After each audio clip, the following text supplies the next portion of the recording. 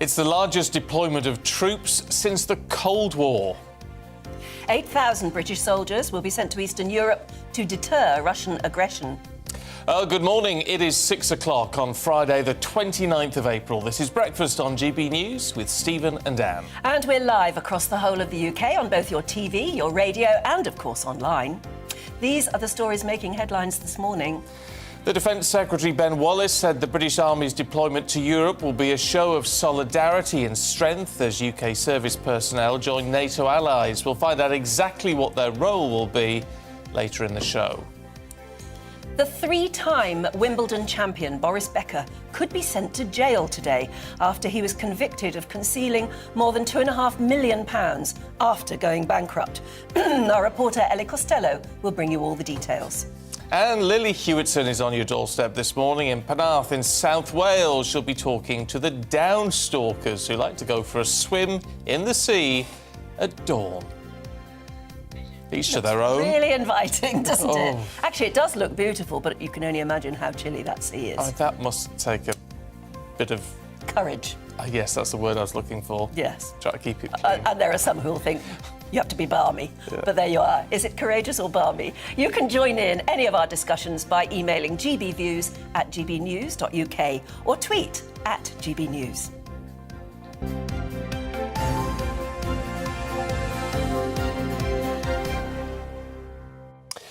So it is day 65 of Russia's invasion of Ukraine, and the MOD is reporting that about 8,000 British troops will take part in military exercises across Eastern Europe to combat Russian aggression in what's reported to be one of the largest deployments since the Cold War. Dozens of tanks will be deployed to countries ranging from Finland to North Macedonia this summer, under plans that have been enhanced since the invasion of Ukraine. As the war escalates, a British military veteran has reportedly been killed in battle. Tributes have been paid to Scott Sibley after the Foreign Office confirmed a British national had died in Ukraine and another is missing. OK, well, let's talk to security specialist Will Geddes, who's in the studio. Good to see you this morning, Will. What are we to make of this deployment? 8,000 British troops. It's a lot of boys and girls heading out there. It is an awful lot. I mean, we're looking at around about 8,000 new members of the Joint Expeditionary Force, which is a standard forward presence. There's always been a forward presence with British forces operating in the area, but this is quite a step up. And I think this is only indicative of the fact that everybody's still very uncertain. Certainly whilst some of the Scandinavian and Finnish countries are considering joining NATO, this is a little bit of a buffer. It's also showing a certain position of robustness as well from NATO and particularly from Europe to say to Putin, who is so uncertain at the moment as to what his next steps might be, and that crossing the borders into those areas, particularly into Finland, would not be advised. Well, what is his reaction likely to be? Well, I think your guess is as good as mine, Anne. What we've seen from Putin is a very, very sort of spontaneous and somewhat unpredictable strategy. We were, as I think most of us, anticipating he was only going to focus his efforts into the Donbass. Obviously, the big sticking point, the checkmate position, is Mariupol, which the Ukraine is highly unlikely to want to relinquish. So maybe he diverts his attentions elsewhere. Belarus is showing obviously huge support and have done right from the beginning. Hungary is as well. So at the moment, it's all very uncertain, which is why this Joint Expeditionary Force really needs to be beefed up. But isn't it interesting when Ukrainians were saying to us, this is just the beginning. He wants, he wants to take huge swathes of land. We all sort of looked at it, or certainly those of us who aren't in the field looked at it and said, really? Is that really what he wants to do? Yet clearly this is now being taken very seriously. Yeah, I think certainly, the N-word is being thrown around in terms of a response. I think people are very uncertain as to whether that's just sabre-rattling on his part. But I think people are having to be very, very concerned that he hasn't acted in a predictable way. Even his own generals have reported back that they're uncertain as to what his next step is. So I think every kind of contingency needs to be considered. It's been reported from places like Poland where people, and probably military as well, in Poland are thinking, we're next. We're definitely going to be next. And will NATO even defend us? Because they are so anxious to avoid World War III that, we're vulnerable. Well, I've got a horrible feeling, Anne, that this is going to be mission creep. I think we're seeing this insidious invasion moving and spreading its tentacles into all sorts of areas. And I mean, as we were just saying, we can't predict whether Putin may push forward towards Poland. And we are fighting this war by proxy. We're providing a lot of armaments. We're providing a lot of military support and assistance. We may not have necessarily troops on the ground doing their thing in a very visible sense, and interpret that as you see fit. But I think there is almost this question of us being drawn into this so significantly, and certainly the statement by Joe Biden shows that we're being drawn in more and more into this, that maybe the inevitable is going to happen. Yeah, well, we're going to be talking about the whole Joe Biden thing in a bit more detail shortly. But, I mean, what about the optics, if you like, in terms of the sort of message which NATO is trying to get back to those in Moscow surrounding Putin by saying we are ready, we're getting more troops on standby, we are going to protect the borders. Does that send a message to them that says you've really got to keep an eye on what Putin is doing, because if you don't, then the response is going to be huge? Well, yes, but it depends on who's actually got that influence onto Putin. And from what we understand, and certainly sources of mine have told me, there is very little influence. Putin is going to do very much his own thing. He's not looking at a steering committee of sorts or a strategic committee that is sitting down and battle planning how they may potentially move next, as far as I know. He is very autocratic about this. There's been enough generals that are being thrown into gulags, as senior members of FSB are also being thrown into. And again, this is from either their dissent by passing intelligence to Ukraine, to Zelensky's team, about attempted assassinations by the Wagner Group and coordinated attacks in certain areas. So he doesn't have a universal support as far as we know. So the NATO's position, albeit it is sending those messages, are those messages actually getting through? Are they actually being listened to? The date that we're all talking about, that Putin wants to announce some sort of a victory by, is it May 9? Yeah. Yeah. So he can't back down at the moment, can he? He has to try and struggle to get some sort of triumph to announce on May 9. Yeah, he's invested so heavily now, and it is also beyond that point almost of that negotiation where he can step away without losing face. So this is what is so incredibly concerning, particularly over the next week or so, as to what is his step going to be. What concessions can Ukraine make to come to some sort of peace, whether that be Donbass being annexed like Crimea, but highly unlikely if that was to include Mariupol, because that is a very key and critical port, as Odessa is, for Ukraine. Yeah, which again begs the question, if this is going to continue, at what point, there's got to be a point, doesn't there, where Putin runs out of steam on this? I mean, just in sheer terms of the numbers, but also, you know, the idea as well, and it sounds a bit grim to talk about, but the idea of someone actually deciding they're going to sort him out on the Russian side, which should be a suicide mission, one would imagine. Yeah, there are already some bounties out. There's a number of bounties, both privately and semi-publicly, that have been announced, that are being financed by parties unknown, should we say, to try and take him out, assassinate him. But remember, he was the head of the FSB. This man Putin is going to have the most phenomenal security around him to ensure that he is not going to be put in that vulnerable position, certainly not in the immediate term. But you think of the Second World War, when there was obviously assassination attempts on all sides, weren't there? Yeah. None of them succeeded. No, absolutely. And again, we've also got to be very careful. There is this whole fog of war about false flag operations. We're hearing about attempted assassinations on journalists in Russia and prominent people in the public eye. So again, we have to be very cautious about what we're hearing and waiting for it to be verified before we can actually determine whether that's actually true. But I wouldn't be that surprised. Certainly some of the information I've heard about assassination plans against Putin are real, but are they tangible? OK. Will, as always, it's good to talk to you. Thank you. Thank you.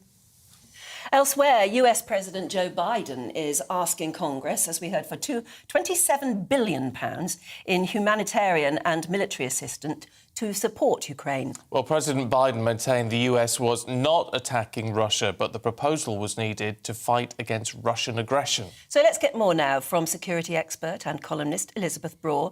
Morning, Elizabeth. Hello. Good morning. Good morning. Yeah. What would this new funding achieve for the aid to Ukraine?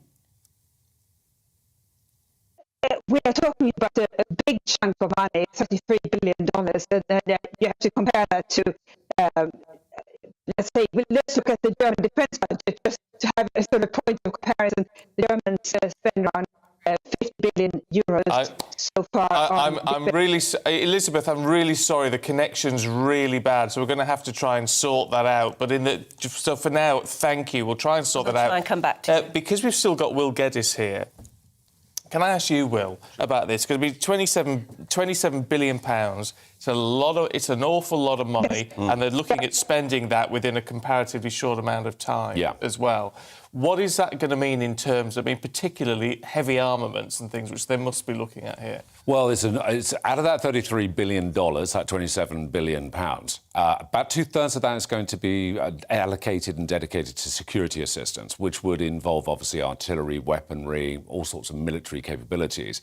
The rest of it is going to be divided between humanitarian aid and also economic support for Ukraine. The big challenge that Biden's got is he's already asked for about $12 billion. And now he's going back and asking Congress to permit him and give him that extra money.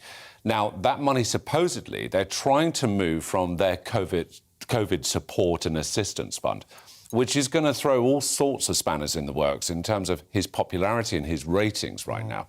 But also there's this concern that we were just talking about taking this money, this $33 billion, of which $22 billion roughly is going to this military assistance, and saying, OK, how visible, how transparent is that of US to be involved in Ukraine? Yeah. Because, this is the whole argument that obviously we were talking about earlier on. Putin is saying, that NATO is in effect involved now in this war. Biden's saying, well, that's not the case. But, in real terms, we might not be doing the fighting, but we're providing all the equipment. Yeah, very much so. But NATO, we've got to remember, is quite political. It's not this autonomous body which we can see it. And again, you have this position where Russia can veto a number of the votes that come through. Well, that's what a lot of countries are asking. How come Russia has still got a seat on the UN Security Council? I know. It's bizarre, isn't it? It isn't. It really is odd. And if it wasn't at the beginning, it certainly is now. Yeah, I think we're seeing almost a replica of history repeating itself with the Bosnian conflict, where really, to be honest, and I'm not really sure, and I'm not probably above my pay grade, to determine why the UN isn't sending in peacekeeping forces to try and neutralise and inert that environment. It's incredibly difficult. Peacekeeping forces into where? Into Ukraine.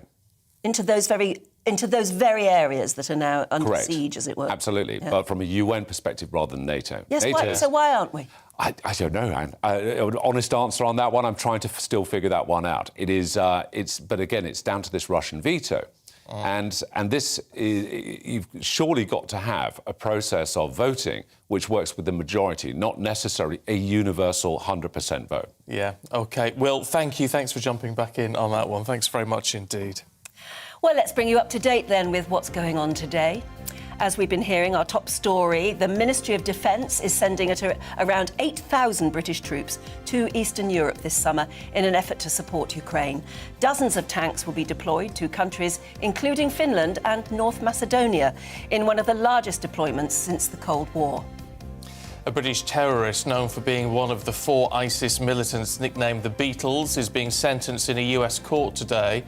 38-year-old Alexander Amon-Kotley from West London was convicted for his role in the torture and killings of Western hostages in Syria in the mid-2010s.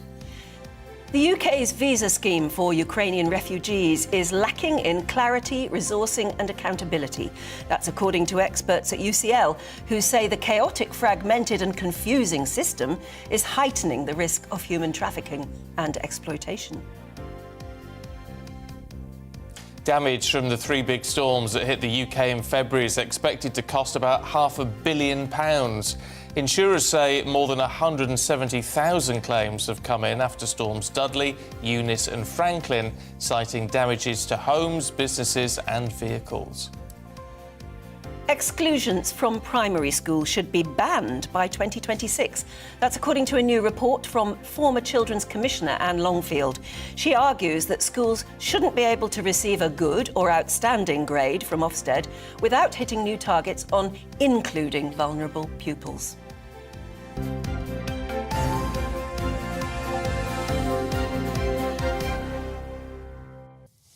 OK, let's see if we can return to Elizabeth Shaw, who's in Washington, to talk about the £27 billion that President Biden wants to get to help the situation in Ukraine. Elizabeth, I hope that we've got a slightly better connection now. First and foremost, this is going to be difficult, isn't it, for him to actually secure this sort of funding?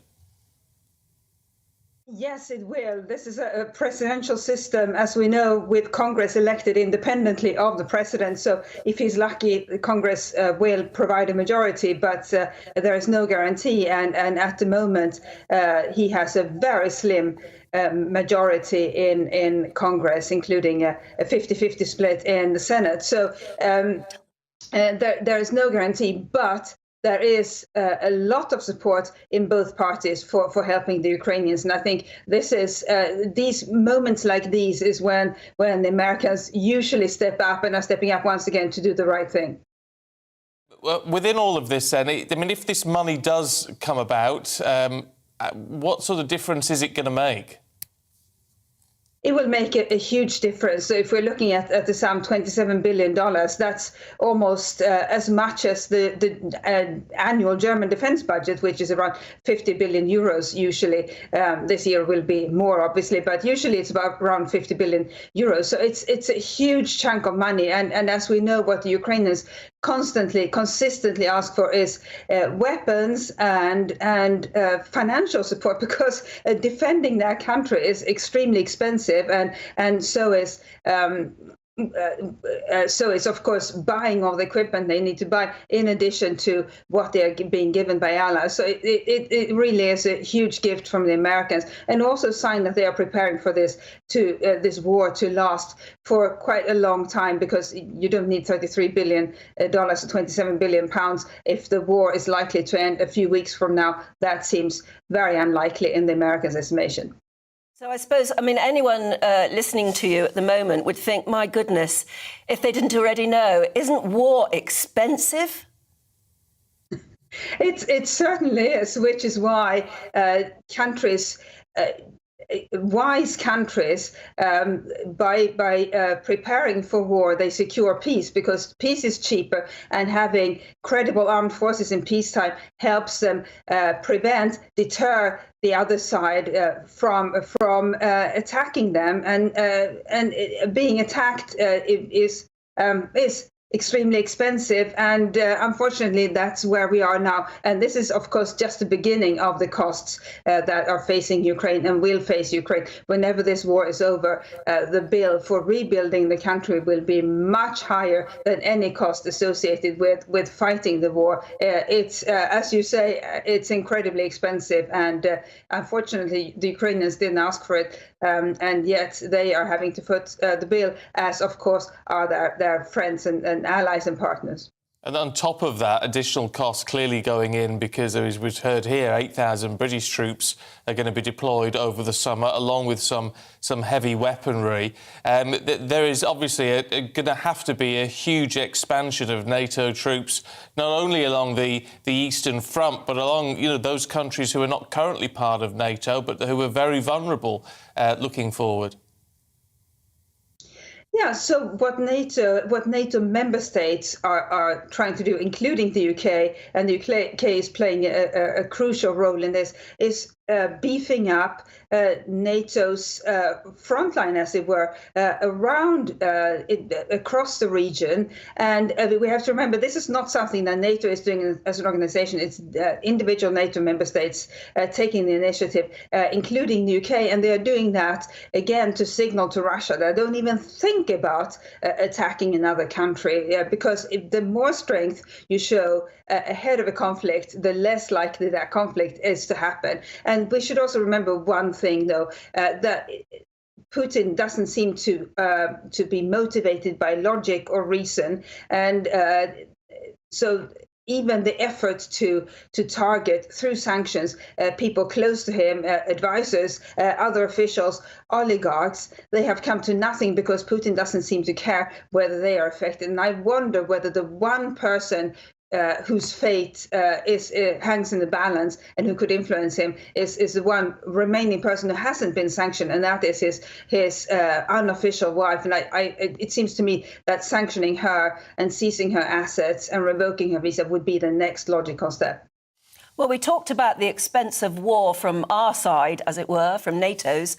But what about the expense of war to Putin? How long can he last financially? Not only is it the cost of war, but also sanctions.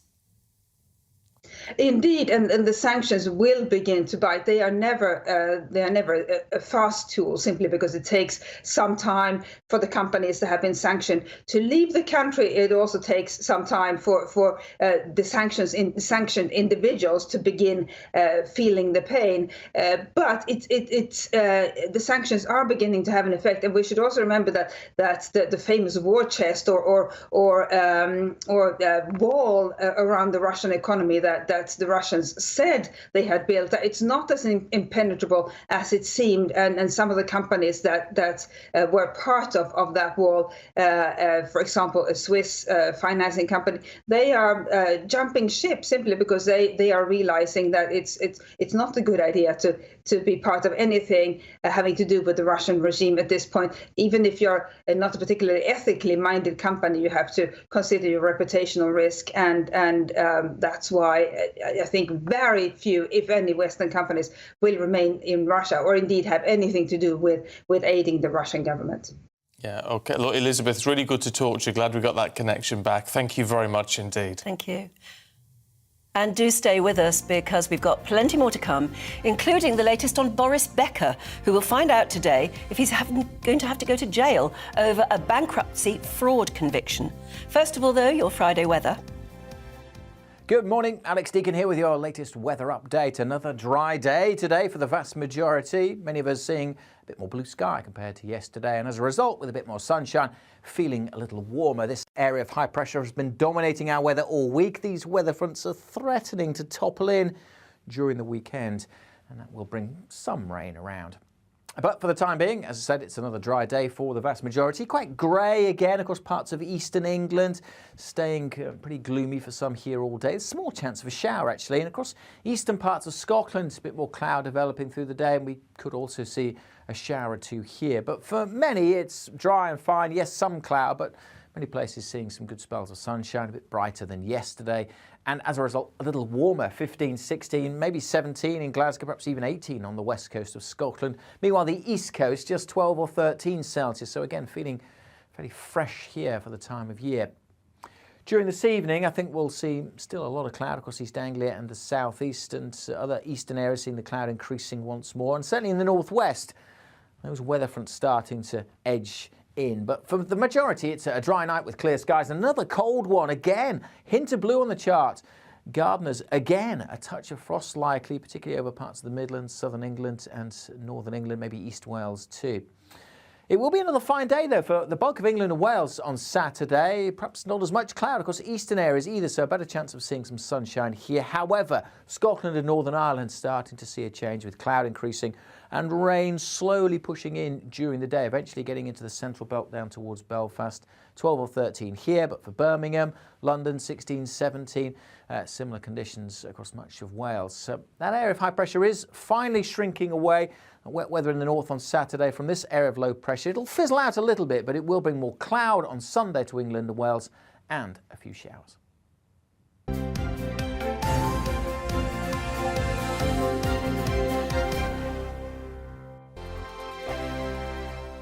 Hello, I'm Michelle Dewberry, and you can join me every weekday 6 till 7 on Jubes and Kerr. Me and my panel will get stuck right into the day's events, and I can tell you, in fact, I can warn you, expect some robust debates, some strong opinions and perspectives from both sides of the fence. It's about you at home as well. I love to read out all of your comments, or at least as many as I can. So join me, Michelle Dewberry, Monday to Friday, 6 till 7 on Jubes and Kerr.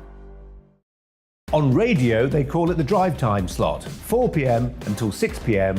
as listeners head home. It's that part of the schedule when the dust of the day's events begin to clarify, and we try to make sense of it for you. Brazier is drive time for radio and TV. It's fast, it's punchy, it's opinionated, there's a Brazier angle and a little bit of levity. That's the question. That's two questions, actually. That's Brazier, Monday to Thursday, 4 till 6 on GB News. Hello, I'm Patrick Christie's. And I'm Mercy Moroki. Make sure that you join us Monday to Thursday, 10 a.m. until midday, right here on GB News for To The Point.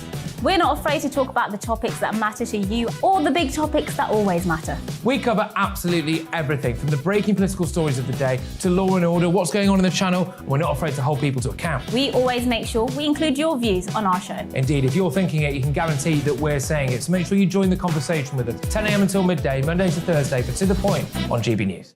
I'm Dan Wootton. Join me Monday to Thursday from 9 to 11 for the feistiest and most fun news debate on TV, where free speech reigns. I'll bring you a sharp take on the day's biggest stories, bombshell newsmaker interviews, and A-list guests. And I guarantee you, no spin, no bias, no censorship, and no reason to go to bed. That's Dan Wootton tonight, Monday to Thursdays from 9 on GB News.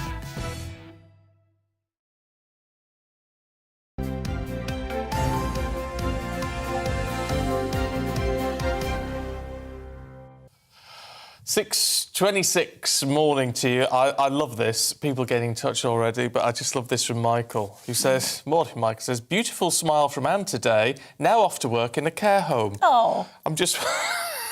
What? Is that just me? Is that just me? What are you trying to infer? No, it's just the way he's written it. Thank you very much. Thank you very much, Stephen. Reminding him of thank work. you, Michael. No. Jim says, just started to get you live down here in Australia. Ah. Great to keep up with the news from back home. Yes, and Jane in Southampton, now she's like you. She likes a cruise. Ah, yes. And she says, my cruise to the US is next Sunday, and I cannot wait for that. Can I take you with me during the trip? I think there is internet connection on board. Yes, you can, Yes, you on the should be GB able to. News app or YouTube or anything like that. You might have to check and see if there's any internet charges on the ship. I don't know. Certainly when I was on mine, you just get Wi-Fi on the ship. And it gets a bit dodgy from time to time from where you are and whether you're at sea. But, on the GB News app, you should be able to stay tuned, which is really good fun. Very nice. If you've not, Why are you going? I want to around know in more. Where are you cocktails and all the rest of it. Well, very exactly. Nice. Now, there's an interesting study. You see, we're obsessed. If you work on if you're a shift worker, and particularly if you work overnights and earlies and things, you do get obsessed with sleep.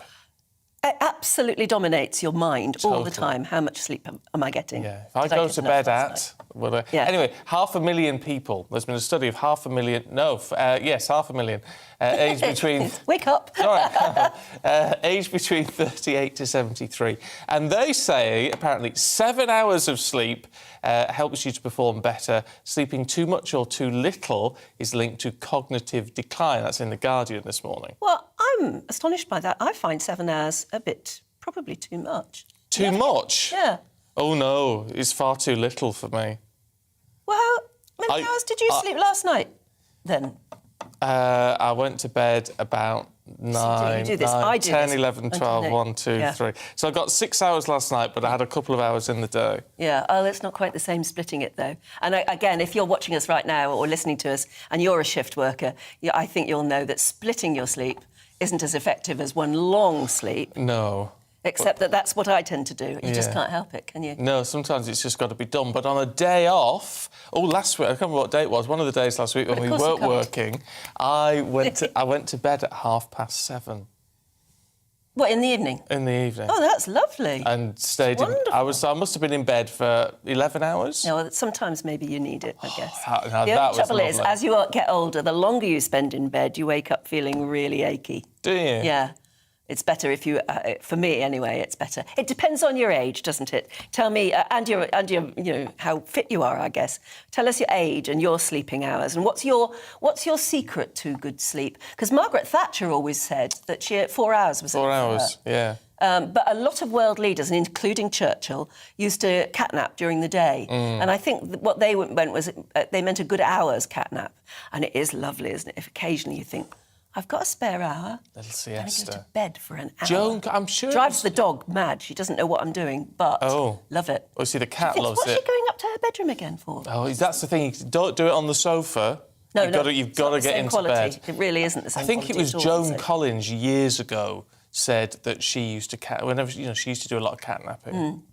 I think so. I think I've read it in a paper. It's been like 30 years ago or something. So we'd love to know what your secret is for a good night's sleep. Do you need 7, 8 or whatever hours? Is this study, ringing true for you? 7 hours is enough. Or do you exist on far, far less, like Margaret Thatcher? Do you catnap during the day? GBViews at gbnews.uk. I say it. It's something we think about a lot. Absolutely. Now, tennis great Boris Becker could face a prison sentence today after being found guilty of illicitly moving thousands of pounds from a bank account after he was declared bankrupt. Yes, our reporter Ellie Costello has this report. Wimbledon champion Boris Becker was found guilty of concealing hundreds of thousands of pounds following his bankruptcy 5 years ago. The court heard how he transferred £350,000 to other accounts, hid a property in Germany and failed to declare 75,000 shares in a tech firm and a £700,000 loan. He was convicted under the Insolvency Act by Southwark Crown Court on April the 8th.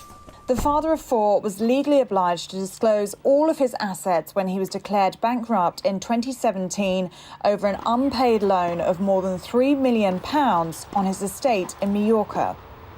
Once nicknamed Boom Boom for his powerful dominant serve, he was acquitted on another 20 charges, including failing to hand over trophies and medals from his tennis career. The former world number 1 has claimed 49 singles titles during his 16 years as a tennis pro.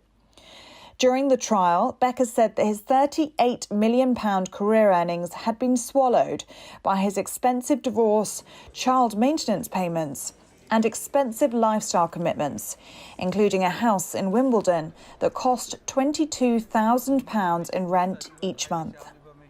He said bad publicity had damaged brand Becker, making it hard for him to earn enough to pay off his debts. He claimed he had done wrong, but not knowingly. Ellie Costello, GB News. Just think it's such a shame when you look back on his career. 17 when he first won at Wimbledon. And he was a brilliant, brilliant tennis player. But he looks older than his years now, doesn't he? Is he 54? Is he 54? He does look a lot older. And it's interesting. I just wonder. In the Times today, they're saying that he went. Before he appeared in court yesterday, he went shopping in Harrods, and then he went to a council. He took a cab to a flat on a council estate in Notting Hill in London, and a man answered the door to reporters afterwards and wouldn't say what that was about. But I just wonder if he's taking some sort of form of counselling or coaching for how to survive in jail, because. I know other people, quite famous people, who've been in jail and have done exactly that, because the prospect of being jailed is so blinking terrifying. You need a bit of counselling, maybe, or at least somebody who's been through it to just tell you how to survive. How to survive. Yeah, I suppose being a famous face in that situation is I wonder if they will jail grim. him. His mother, Elvira Becker, 86, has urged the judge not to jail her son, describing him as a decent boy overall. Well, yes, but if it was... which is interesting, and I totally understand her position. But if it was anybody else, they'd be going to jail. That's the thing. And maybe he will. And it may well happen in a couple of hours' time. So we'll stay on top of that for you. We will. But do stay with us. We've got plenty more to come, including a look at the newspapers today with author and academic Joanna Williams and The Eye's late editor, Benjamin Butterworth.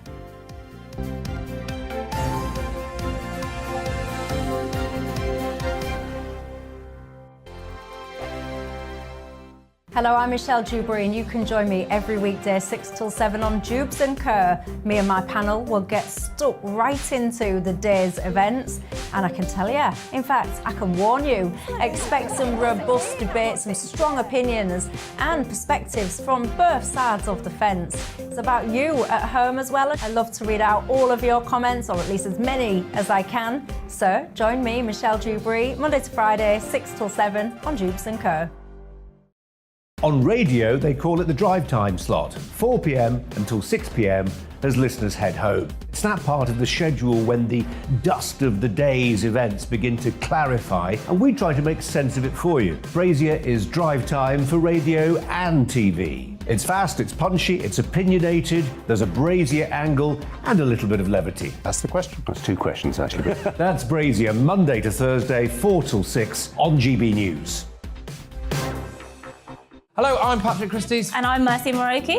Make sure that you join us Monday to Thursday, 10 a.m. until midday, right here on GB News for To The Point. We're not afraid to talk about the topics that matter to you or the big topics that always matter. We cover absolutely everything, from the breaking political stories of the day to law and order, what's going on in the channel. We're not afraid to hold people to account. We always make sure we include your views on our show. Indeed, if you're thinking it, you can guarantee that we're saying it. So make sure you join the conversation with us, 10 a.m. until midday, Monday to Thursday, for To The Point on GB News. I'm Dan Wootton. Join me Monday to Thursday from 9 to 11 for the feistiest and most fun news debate on TV, where free speech reigns. I'll bring you a sharp take on the day's biggest stories, bombshell newsmaker interviews, and A-list guests. And I guarantee you, no spin, no bias, no censorship, and no reason to go to bed. That's Dan Wootton tonight, Monday to Thursdays from 9 on GB News.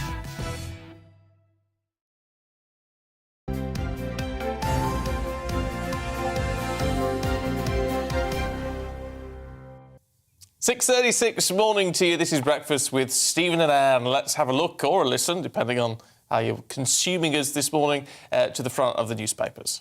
Britain is to send 8,000 troops to Eastern Europe, according to the Daily Telegraph. The deployments will represent one of our largest deployments since the Cold War. Joe Biden called for a huge £27 billion package of military and economic aid for Ukraine. That more than doubles the level of US assistance provided already. That's in The Guardian. The Mail is reporting on what it calls Labour's lockdown lies and hypocrisy. It says Deputy Leader Angela Rayner was at Sir Keir's Beergate event, despite the party denying it. The Daily Star says, disorder, disorder. The House of Commons is the shame of Britain as toxic booze problems are being blamed for MPs being sleazy. The Express says it's the death of the BBC licence fee as part of a funding shake-up. Arthritis patients have been told to stop taking painkillers, according to The Times. Millions of people will be told to exercise and lose weight instead. It's a new NHS guidance trying to sort of get us off the pills. Though, Anne, you were saying you think that's more effective than pills. Well, it is for me, because the painkillers just don't reach it at all. And so I sort of took that advice myself and just thought, right, well, I need to lose weight, because the weight really has an effect on the bone structure, I think, of all of us. So it's bound to help. I'm going to do core training. Oh, right. I've started to try and find a personal trainer. Right. That's something I've just got to do, because otherwise I won't do it. Yeah. I need somebody to nag me. And try and just do those exercises that will reach the core. You see, I should be sitting up more. Yes. But it's very difficult in these chairs. Oh, these are awful chairs. Yeah, they really are. Well, on bar stools. There you are. I think a lot of arthritis sufferers will agree that once you get up and get moving, even though it's painful at first, you do find that it does loosen you up and does get rid of some of the pain. Let us know what you think about that one. gbviews@gbnews.uk. Let's take you through the papers then with senior reporter from the I newspaper, Benjamin Butterworth, and author and academic Joanna Williams. Morning.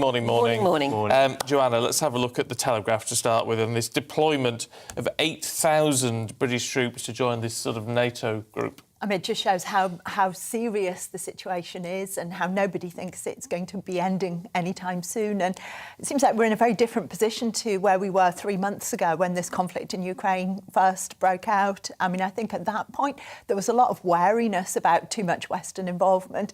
And I think there were actually quite a lot of people really hoping that this would be over and done with quite quickly. Whereas it seems now we're... Including Putin. Yeah. Oh, well, him probably most of all.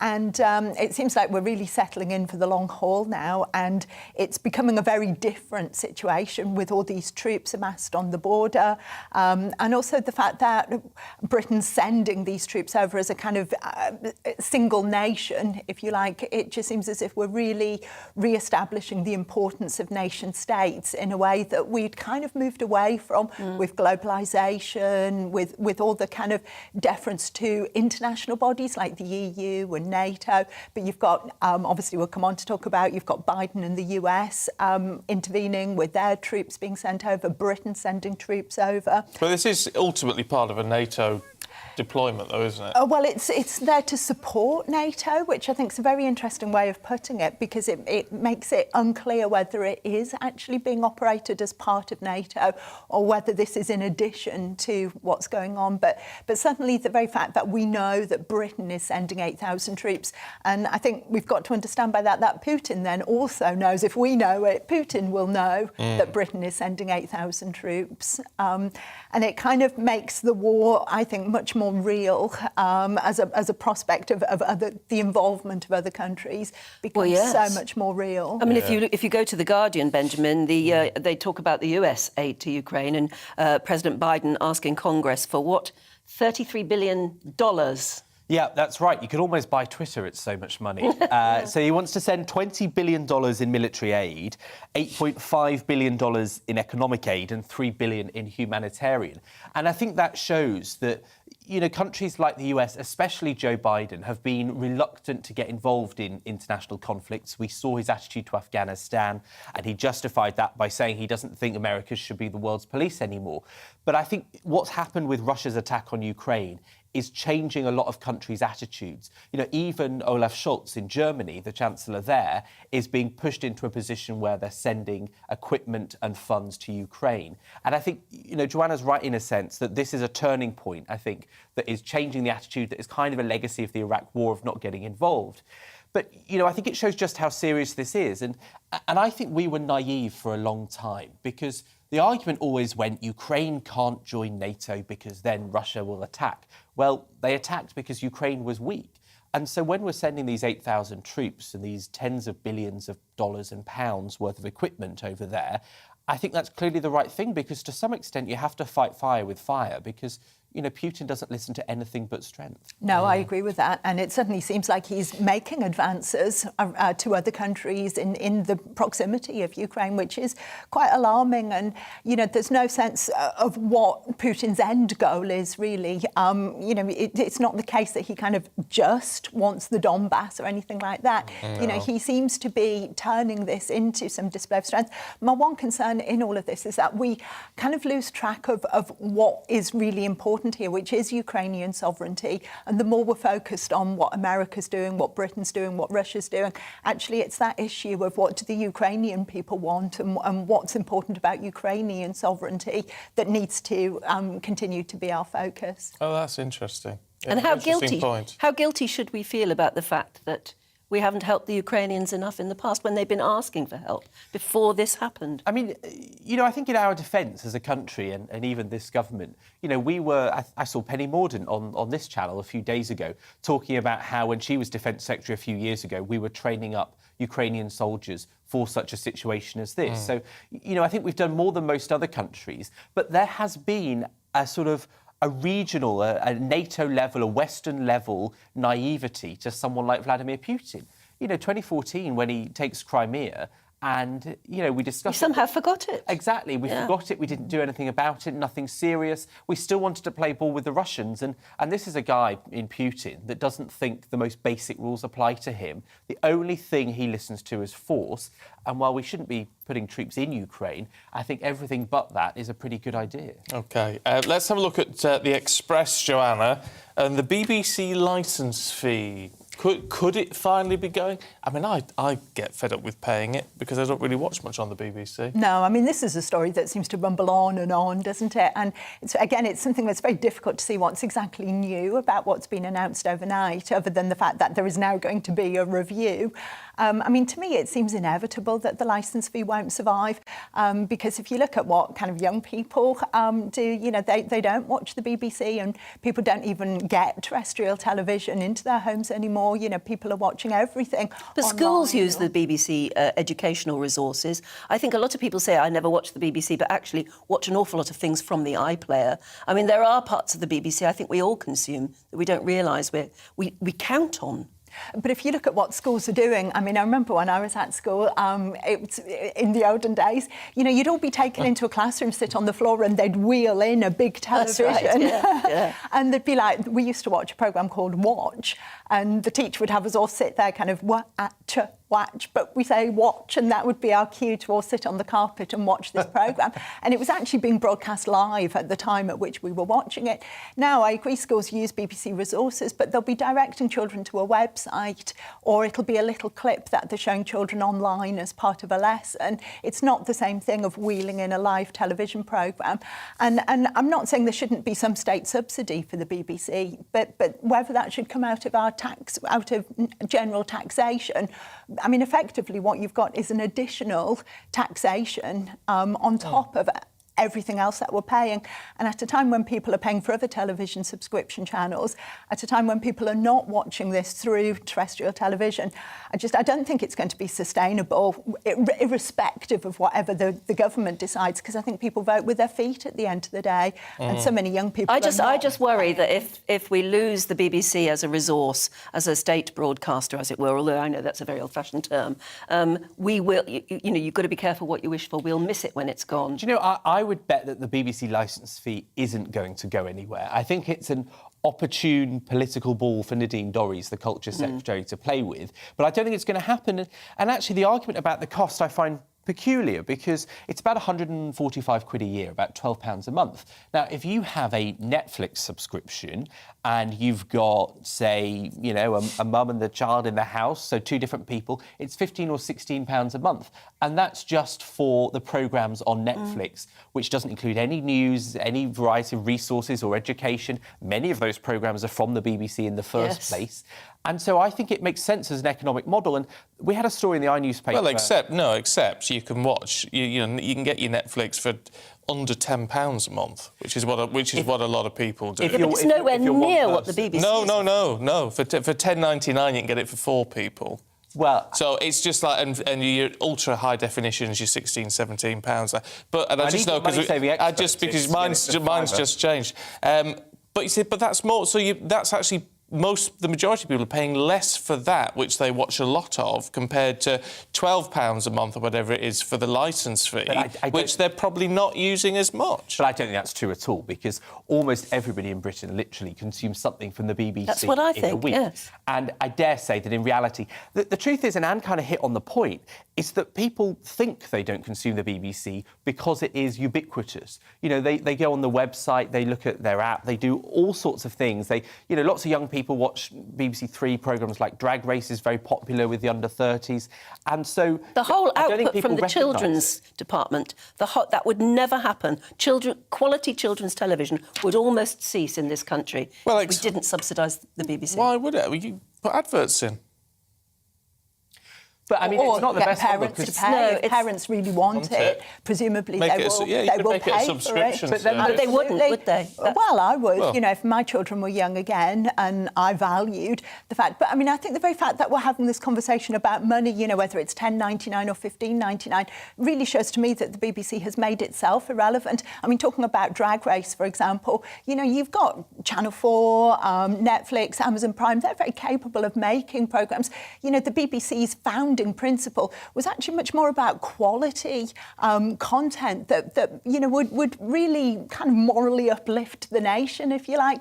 I mean, Drag Race, is hardly morally uplifting. No, but there are an awful lot of That's a whole other debate. Yeah, there's if you look at the schedule and if you absolutely examine your own consumership of radio, online, anything like that, you'll find, I absolutely swear, that you'll find that you consume the BBC and you rely on the BBC's quality. I'm feeling really upset about this now. I was trained by the BBC so many moons ago, and I just think it's such an incredibly valuable resource. I just don't know why it can't still be a valuable resource with adverts. Because it's not the same, is it, that? I also think it would cost, you know, if people had to pay a subscription if it was, you know, entirely private, not the current model, I think it would cost more because basically every equivalent that does less costs more. You know, Sky TV, for example, is a lot more than £10 or £15 a month. And you get a lot more channels. I think, well, I mean, you get a lot less original content.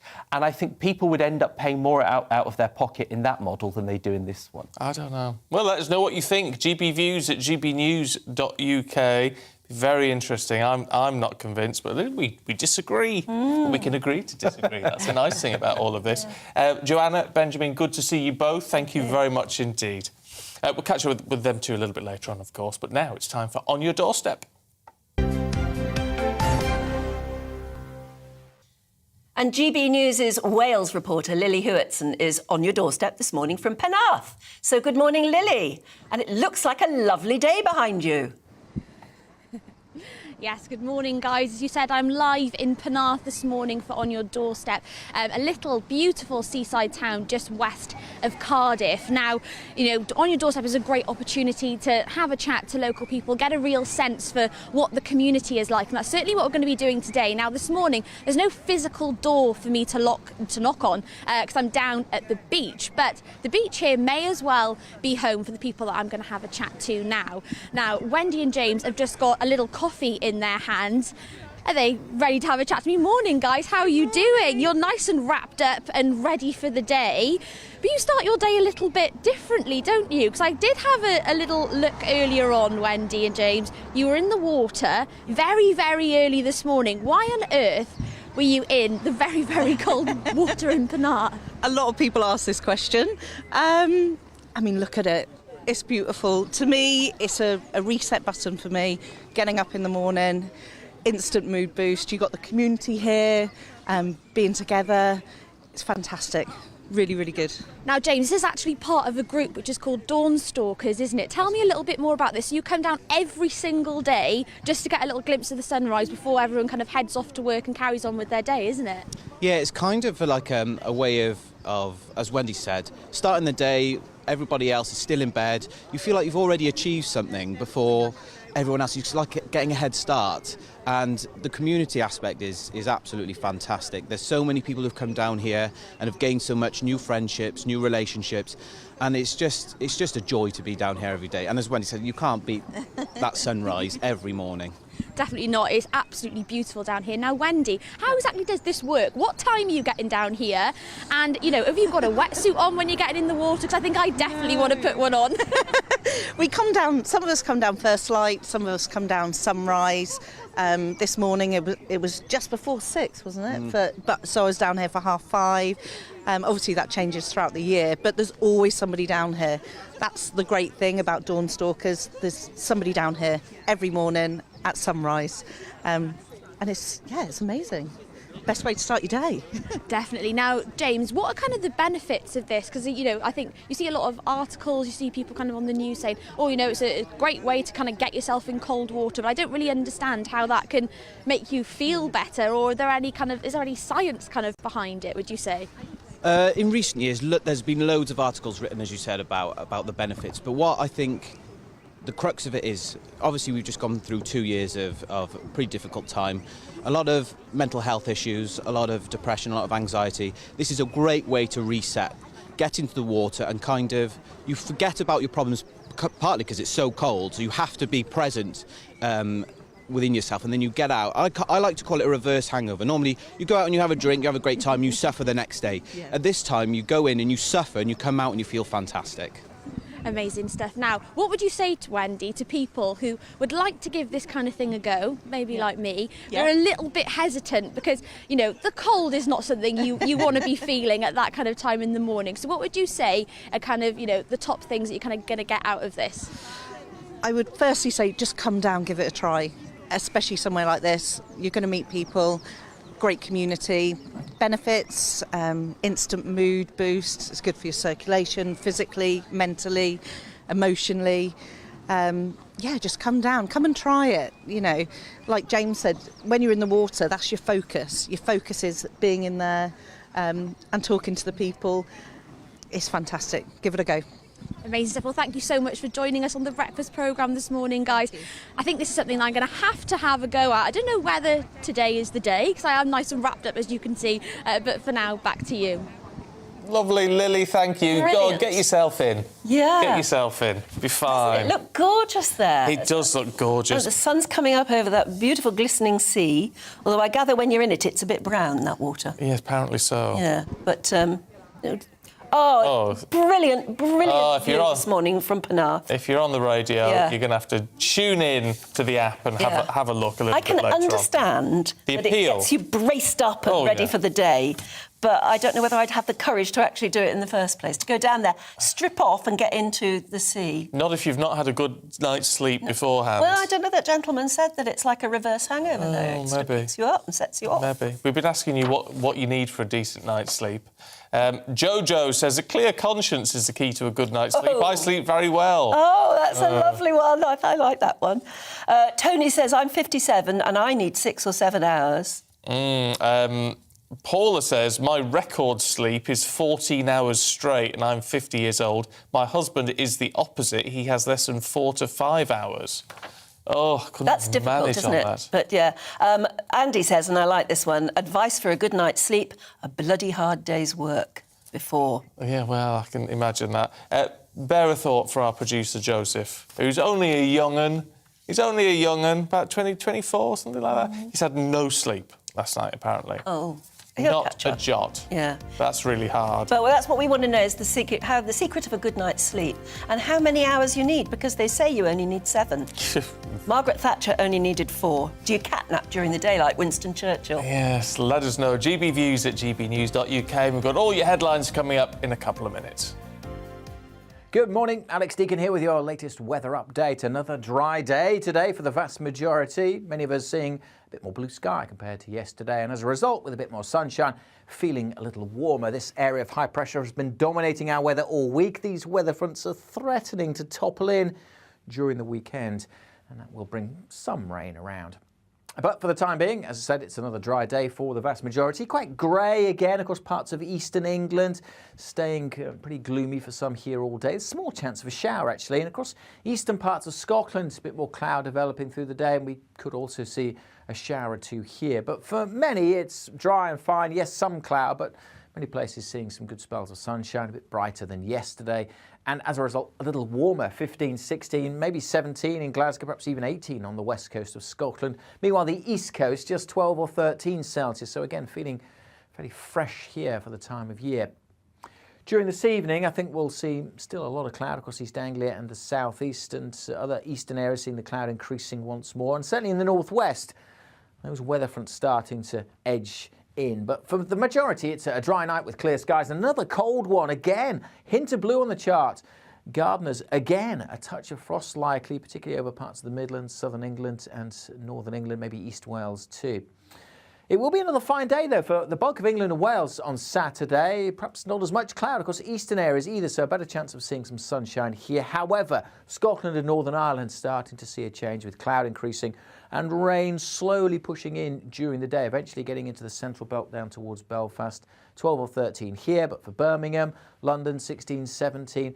Similar conditions across much of Wales. So that area of high pressure is finally shrinking away. Wet weather in the north on Saturday from this area of low pressure. It'll fizzle out a little bit, but it will bring more cloud on Sunday to England and Wales and a few showers.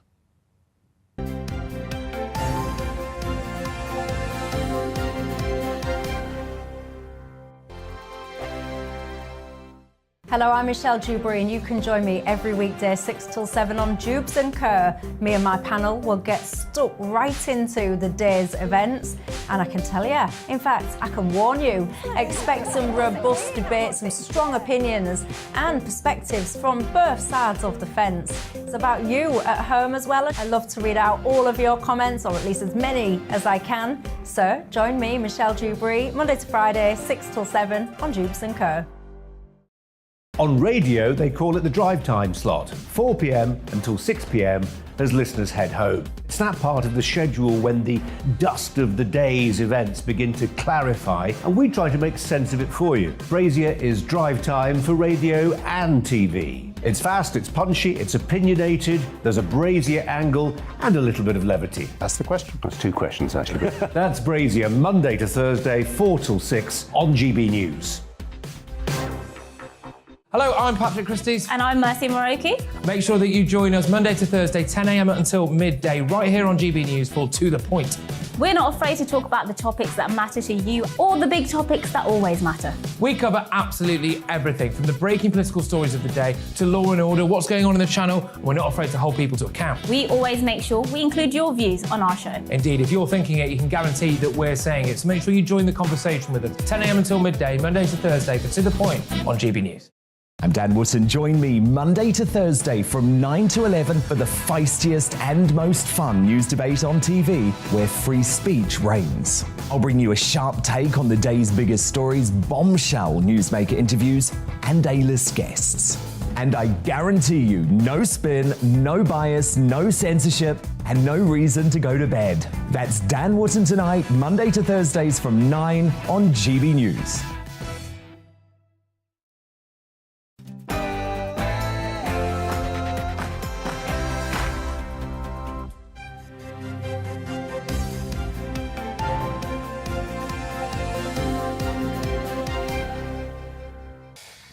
It's the largest deployment of troops since the Cold War. 8,000 British soldiers will be sent to Eastern Europe to deter Russian aggression. Well, good morning to you. It is 7 o'clock on Friday, April the 29th. This is Breakfast on GB News with Stephen and Anne. And we're live across the whole of the UK on your TV, your radio and online. These are the stories making the headlines this morning. The Defence Secretary said the British Army's deployment to Europe will be a show of solidarity and strength as UK service personnel join NATO allies. We'll find out what their role will be a little bit later on. The three-time Wimbledon champion Boris Becker could be sent to jail today after he was convicted of concealing more than £2.5 million when he was bankrupt. Our reporter Ellie Costello will bring you all the latest details. And it's a fading race for the top four in the Premier League as Manchester United draw Chelsea at Old Trafford. Paul Coyte will take us through all the details later on this hour. And you can join in any of our discussions, of course, by emailing gbviews@gbnews.uk or tweet @gbnews.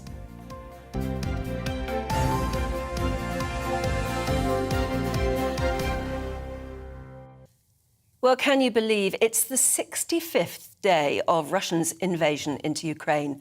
The MOD reports around 8,000 British Army troops will participate in military exercises across Eastern Europe to combat Russian aggression. This is one of the largest deployments since the Cold War. Now, dozens of tanks will be placed in countries ranging from Finland to North Macedonia this summer. On Thursday, the Foreign Office confirmed that the British military veteran Scott Sibley was reportedly killed in Ukraine and a second person is missing. Well, earlier on in the programme, we had security specialist Will Geddes in the studio to give us his analysis.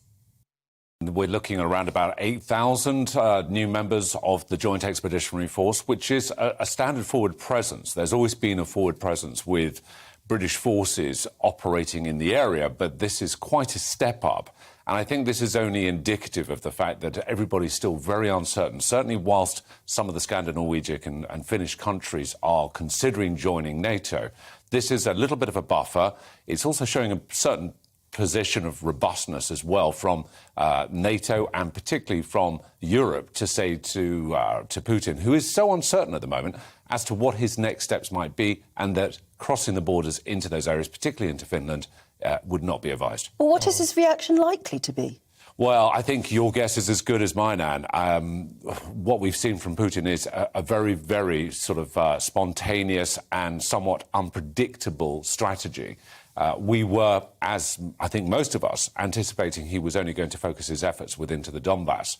Obviously, the big sticking point, the checkmate position, is Mariupol, which the Ukraine is highly unlikely to want to relinquish. So maybe he diverts his attentions elsewhere. Belarus is showing obviously huge support and have done right from the beginning. Hungary is as well. So at the moment, it's all very uncertain, which is why this Joint Expeditionary Force really needs to be beefed up. But isn't it interesting when Ukrainians were saying to us, this is just the beginning? He wants, he wants to take huge swathes of land. We also looked at it, or certainly those of us who aren't in the field looked at it and said, really? Is that really what he wants to do? Yet clearly this is now being taken very seriously. Yeah, I think certainly, the N-word is being thrown around in terms of a response. I think people are very uncertain as to whether that's just sabre-rattling on his part.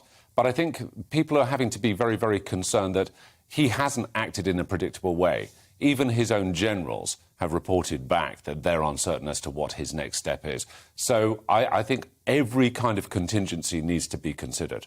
I think we're seeing this insidious invasion moving and spreading its tentacles into all sorts of areas. And I mean, as we were just saying, we can't predict whether Putin may push forward towards Poland. And we are fighting this war by proxy. We're providing a lot of armaments. We're providing a lot of military support and assistance. We may not have necessarily troops on the ground doing their thing in a very visible sense, and interpret that as you see fit. But I think there is almost this question of us being drawn into this so significantly, and certainly the statement by Joe Biden shows that we're being drawn in more and more into this, that maybe the inevitable is going to happen. Don't like the sound of the inevitable going to happen, do you? No, doesn't sound good. But as you heard Will mention there, of course, the US is wanting to do more. President Biden is, at least, with that $33 billion request that he's made, trying to get that through Congress to send to Ukraine, to bolster humanitarian aid, to bolster arms being sent there, to just try and send the whole situation up a gear, I should think. Let's talk to Brent Sadler, who's got more details on this. He's from the Heritage Foundation. Good to see you this morning. Look, do you think President Biden is going to get his way with this? It's an awful lot of money. It's I guess a lot still to be seen whether or not he can pull together enough of the sanctions and tighten down. I would say that there's a lot of interest in the United States as it increasing. There was quite a large speech, or popular speech, made by Senator Cruz yesterday about the need to tamp down on Russian oil exports, especially to a lot of our European partners, and trying to use U.S. oil as a substitute for that. The bottom line is no Russian oil, no continuation of this war in Ukraine. And it's gaining a lot of traction here in the United States. Traditionally, the US doesn't like to be, or at least they say they don't like to be dragged into other people's wars. So there isn't much of an appetite for getting too involved. And yet here we have President Biden asking Congress for more money. What is likely to be the reaction from Congress and from the American people? Well, I think American people are largely in support of providing weapons so the Ukrainian people can defend themselves and fight for their sovereignty. That's something that is, I think, widely supported on both sides of the political aisle here in the United States. So the additional monies for weapons, I think that will not be a problem. The key thing is to make sure that heavy equipment is included. But what won't be sanctioned, I think, on either side of the aisle here in the United States is direct U.S. military involvement. But I think the continuation of military weapons and continuation of large amounts of money to do that, that'll probably continue. In all of this, we know President Biden has said, that this is not the US getting involved in the war. It's not NATO getting involved in the war. President Putin disagrees with that. And in some respects, he's got a point, hasn't he? We as NATO countries may not be putting boots on the ground in Ukraine, but if we're providing a lot of this heavy weaponry, and if Ukraine are absolutely dependent on us, well, in some respects, we are involved, aren't we? Well, absolutely. We are supporting Ukraine in their right to fight against Russian aggression. And certainly in that light, we definitely are active in supporting an ongoing war in Ukraine. But it's a vastly different thing to say that we're directly involved in active combat. That's a much higher bar. But as far as Putin, I'm more concerned with the potential for him to expand this conflict horizontally into other fields. And right now, my biggest concern is looking at Transnistria, another frozen conflict, and the potential that Putin may actually try to move into the region of Bujak, which is just to the south of Odessa, as a way of leveraging that 2,000 or so Russian troops that are there as peacekeepers. And that's a question that keeps coming up. Why aren't we supporting peacekeeping troops in Ukraine? Well, I think that gets back to the no U.S. boots on the ground. And again, this is from the American perspective. That, again, is a much higher bar. American public is just not ready to sanction. And I would have to say that based on the military situation there, it's an active war. It's not the right time and the conditions for the U.S. to contemplate moving U.S. military presence into Ukraine. Weapons and training outside absolutely need to continue apace. And the continual elevation of even heavier equipment, think tanks and long-range artillery, needs to be increasingly included.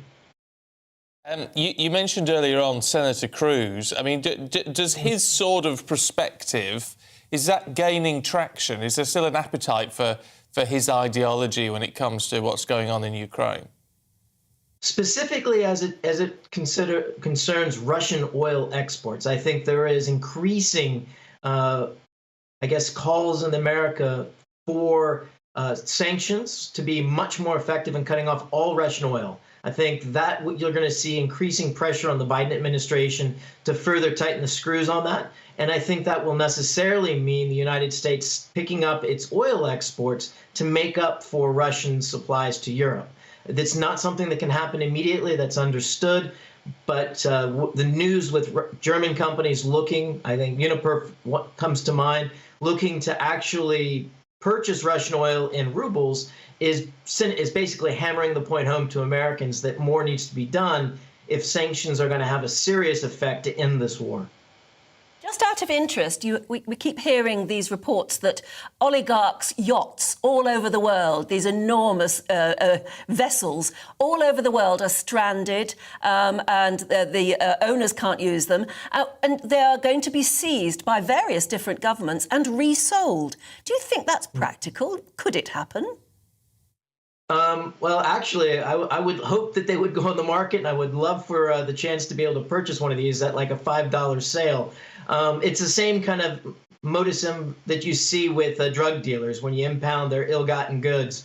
So it's been done. It's being done. I think it's practical. Whether or not it's effective, I have very little confidence that tightening the screws personally on the oligarchs is going to have much of any effect, because most of those individuals are Russian nationalists at heart. And so losing a yacht's not going to change their support for what they consider a greater good for Mother Russia.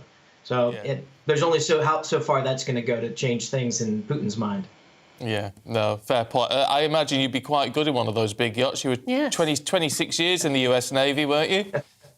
Oh, yes, 26 years. Even though I'm a submariner, I do know how to drive a boat, so I would love to get my hands on one of those. Some of them are very... I bet you would. I find them very expensive to run. Yeah, it's expensive to run. Brent Sadler, really good to talk to you. Thank you very much indeed. Thank you. A submariner? Yeah. Now, of course, have you ever been on a submarine? I have. Oh. Once. I know. Terrifying. They are tiny and cramped and... awful. Yeah, the idea of doing months in a sub. God. Yeah, because they build all the subs up in Barrow, where I'm from, and that's where they built Trident and all that sort of thing. And, I mean, they're beautiful to look at, but when you get inside one... Oh, gosh, so talk about claustrophobia. Little ting. I know that people are trained and they get used to it, don't they? And they get to love their subs, but... Yeah. Not me. I'd struggle. I would really struggle with that. Look, let's bring you up to date with the headlines. At 12 minutes past 7, and the UK's visa scheme for Ukrainian refugees is lacking in clarity, resourcing and accountability. That's according to experts at University College London, who say the chaotic, fragmented and confusing system is heightening the risk of human trafficking and exploitation. Essex police have launched a murder investigation after a man was attacked at the Lakeside shopping centre. The force believes the victim was assaulted by two men in what was a targeted attack, and they're now appealing for witnesses. The British terrorist, known for being one of the 4 ISIS militants nicknamed the Beatles, is being sentenced in the United States today. 38-year-old Alexander Amon-Koti from West London was convicted for his role in the torture and killings of Western hostages in Syria in the mid-2010s. Damage from the 3 big storms that hit the UK in February is expected to cost nearly £500 million. Insurers say more than 170,000 claims have come in after storms Dudley, Eunice and Franklin, citing damage to homes, businesses and vehicles.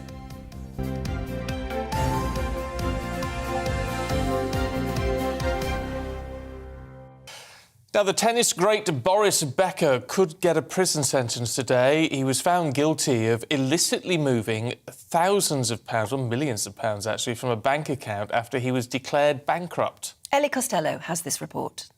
Wimbledon champion Boris Becker was found guilty of concealing hundreds of thousands of pounds following his bankruptcy 5 years ago. The court heard how he transferred £350,000 to other accounts, hid a property in Germany and failed to declare 75,000 shares in a tech firm and a £700,000 loan. He was convicted under the Insolvency Act by Southwark Crown Court on April the 8th. The father of 4 was legally obliged to disclose all of his assets when he was declared bankrupt in 2017 over an unpaid loan of more than £3 million on his estate in Mallorca. Once nicknamed Boom Boom for his powerful dominant serve, he was acquitted on another 20 charges, including failing to hand over trophies and medals from his tennis career. The former world number 1 has claimed 49 singles titles during his 16 years as a tennis pro. During the trial, Becker said that his £38 million career earnings had been swallowed by his expensive divorce, child maintenance payments and expensive lifestyle commitments, including a house in Wimbledon that cost £22,000 in rent each month. He said bad publicity had damaged brand Becker, making it hard for him to earn enough to pay off his debts. He claimed he had done wrong, but not knowingly. Ellie Costello, GB News. Well, Paul Coit is here in the studio. Before we go through the other sports headlines, Paul, I mean, it's such a shame, isn't it, to see what was a glittering career in absolute tatters. It is in tatters, and it's probably been going that way for some time. I mean, let's not forget, back in 2002, there was a suspended sentence from back in Germany for tax evasion.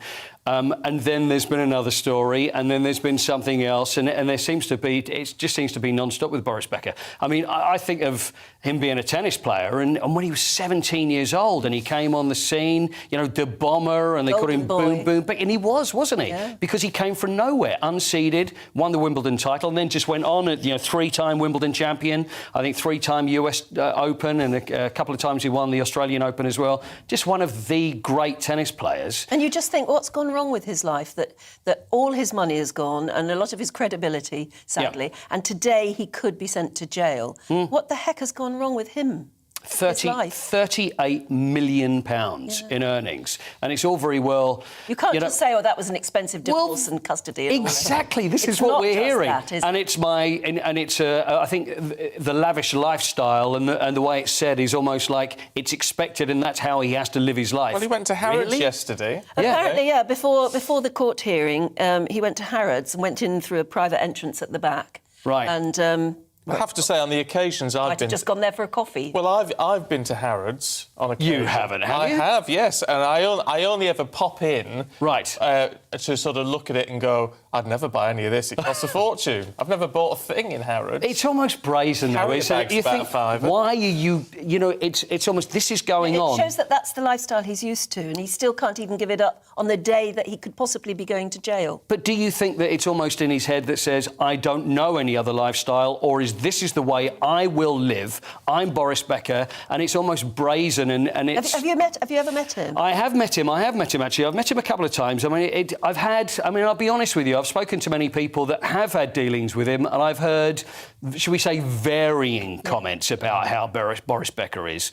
I've met him a couple of times, and professionally, I've had no problem, been very nice, and everything's been fine. So, you know, obviously, I've got to say from my experience, but also I know of other people that have had very different experiences. And there are years when he's good and years when he's bad, when he's at Wimbledon and he's commentating. Sometimes he's very funny and absolutely, I was going to say on the ball, but, you know. Very good. But, you know, sometimes he's absolutely sharp. Yeah. And then there are other times when he clearly isn't and isn't used. Yeah, it's I mean, it's a really sad story. We just see that it's just a mess, really. And it's interesting that there was the quote, I think, from his mother, and you know, even you've got his 86-year-old mother has said to the court not to jail him, and to say he's a decent boy overall, which is a bit of a bizarre thing. It's a bit of a sort of backhanded compliment. I know, it does sound like that's come from your mother, and I don't really know what that means or whether it's lost in translation or not, but... Well, no, she probably said, you know, he's made some mistakes in his life, but he's a decent boy overall. Sometimes the spell in jail can turn people round sometimes.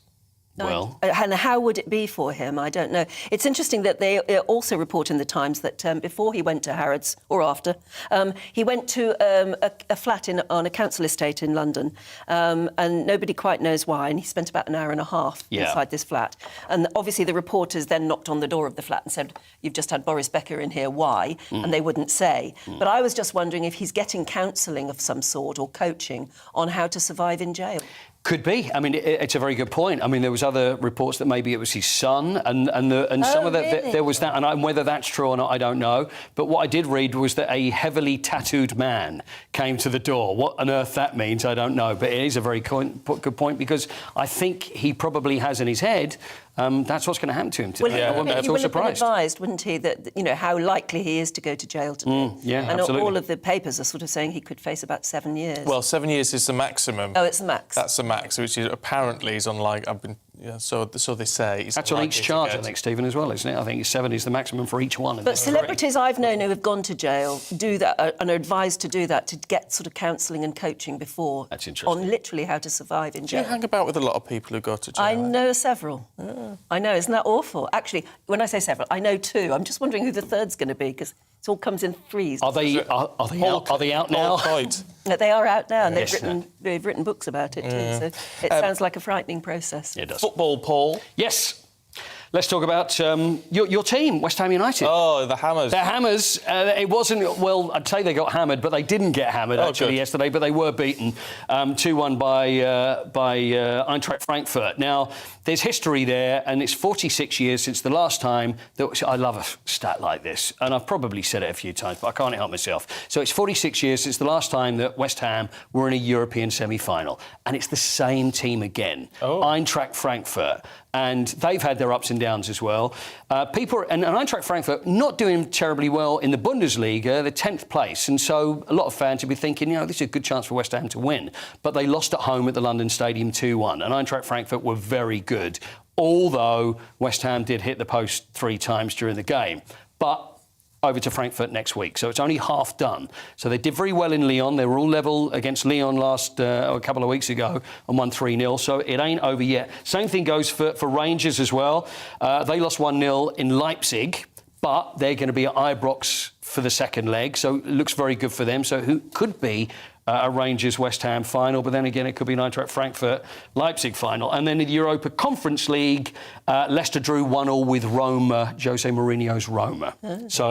Off to Rome for the second leg next week. Do you think sports correspondents have a brain that can cope with stats? I thought you were going to end this. Oh no, I didn't mean that. I was about to say, I'm not a sports correspondent. I don't know what you're talking about. Clearly, to be a sports expert, right? Yeah. Sports reporter, yes. Sports editor, or whatever you want to call it. Yeah. Clearly, to be that, you have to love sport. You know, yes. You really have to love your game. I would hope so. But what I've found over the years is you have the most astonishing grasp of stats. Right. Now, the thing is, I have had that put to me before, and they say, oh, you know these stats, but often I have a little glance or I have a little look. I can take so much. I can probably tell you about all the stats of how Spurs did when I was a kid. Yeah. Later on, then it does get a little hazy. It does get a little hazy.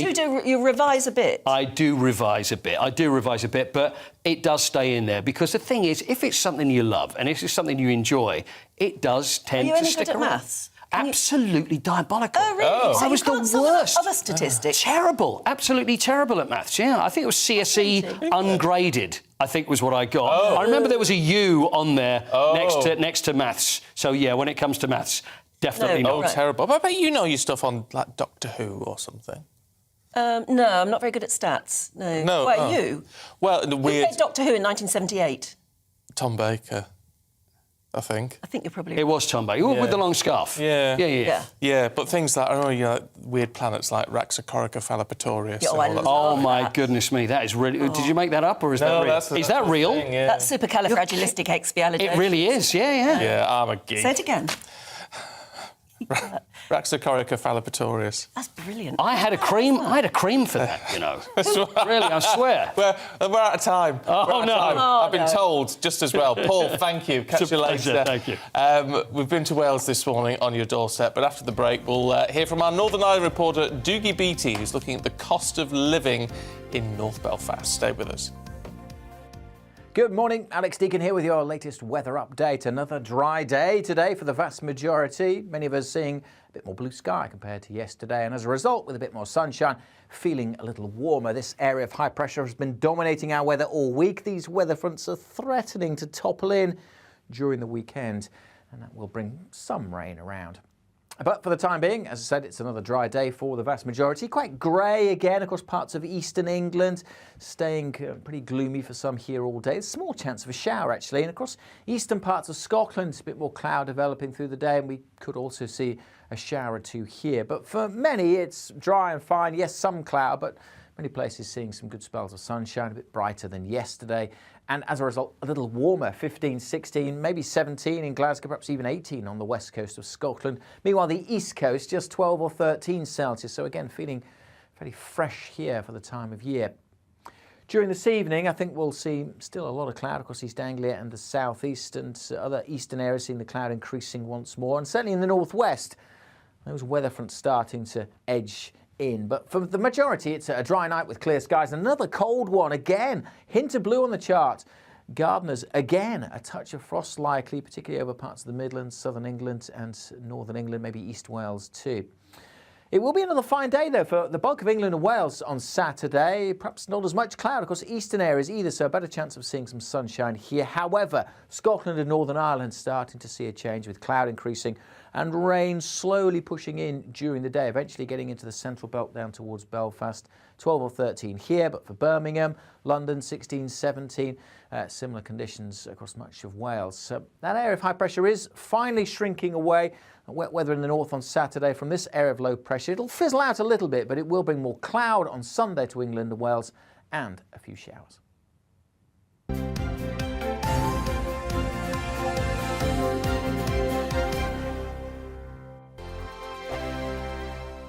Hello, I'm Michelle Dewberry, and you can join me every weekday 6 till 7 on Jubes and Kerr. Me and my panel will get stuck right into the day's events, and I can tell you, in fact, I can warn you, expect some robust debates, some strong opinions and perspectives from both sides of the fence. It's about you at home as well. I love to read out all of your comments, or at least as many as I can. So join me, Michelle Dewberry, Monday to Friday, 6 till 7 on Jubes and Kerr.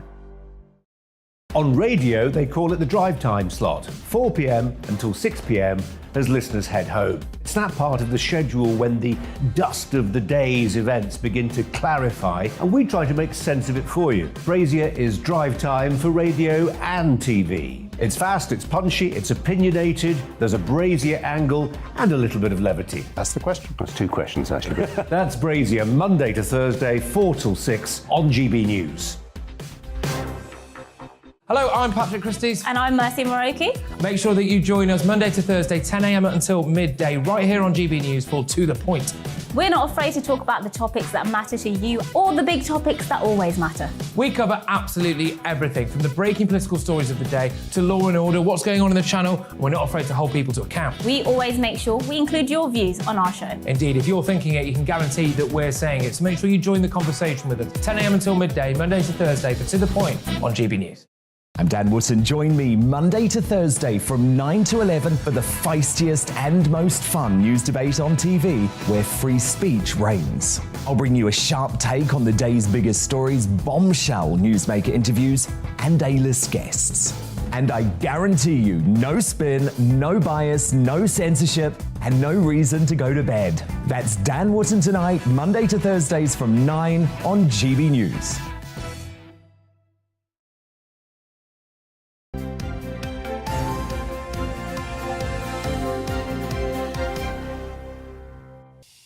7:28, morning to you. This is Breakfast with Stephen and Anne on your TV, on your radio and online. And even if you're watching in Australia, as we've already heard, quite a few are, anywhere in the world you can catch us on online, obviously, but anywhere else you want to go on the GBNews app. Get it. Yes, it's very good, even if we say so ourselves. Absolutely. Actually, it is. On the run-up to the government elections in Northern Ireland, we've been looking at some of the areas where seats might just change. Well, Dougie Beattie has been in North Belfast, a constituency that's almost divided equally between unionist and nationalist. North Belfast is a true mix of Northern Ireland's population. It has all shades of society and has had its fair share of problems. It has a population of just over 105,000. The outgoing MLAs consisted of 2 DUP, 2 Sinn Féin and 1 SDLP.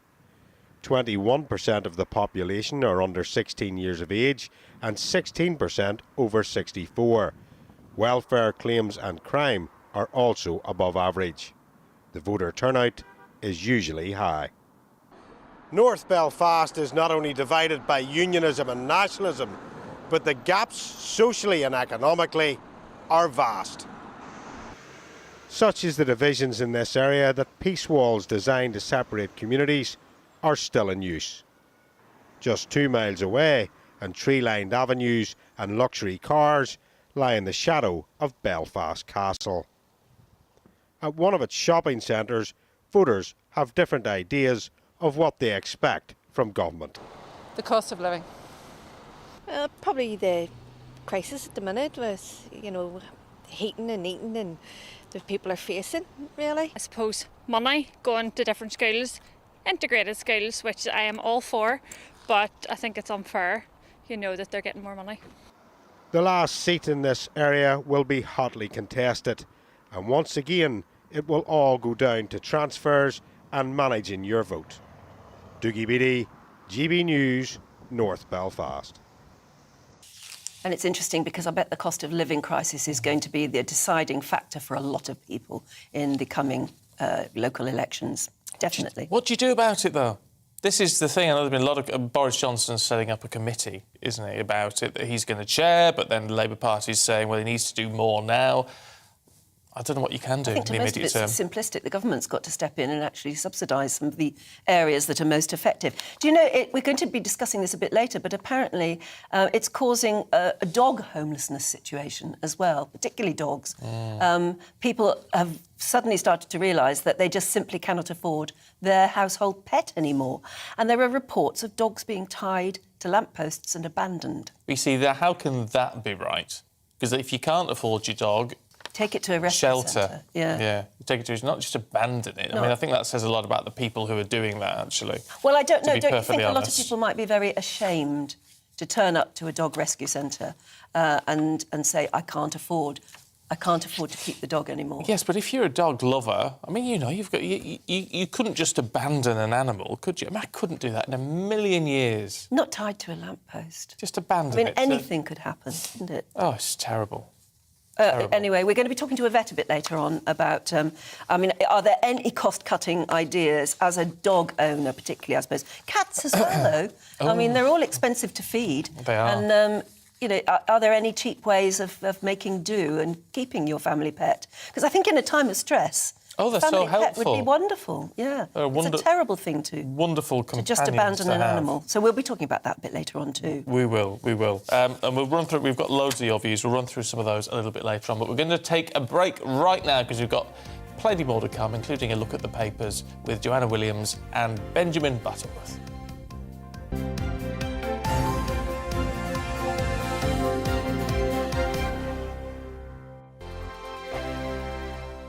Hello, I'm Michelle Dewberry and you can join me every weekday 6 till 7 on Jubes and Kerr. Me and my panel will get stuck right into the day's events and I can tell you, in fact, I can warn you, expect some robust debates, some strong opinions and perspectives from both sides of the fence. It's about you at home as well. I love to read out all of your comments, or at least as many as I can. So join me, Michelle Dewberry, Monday to Friday, 6 till 7 on Jubes and Kerr.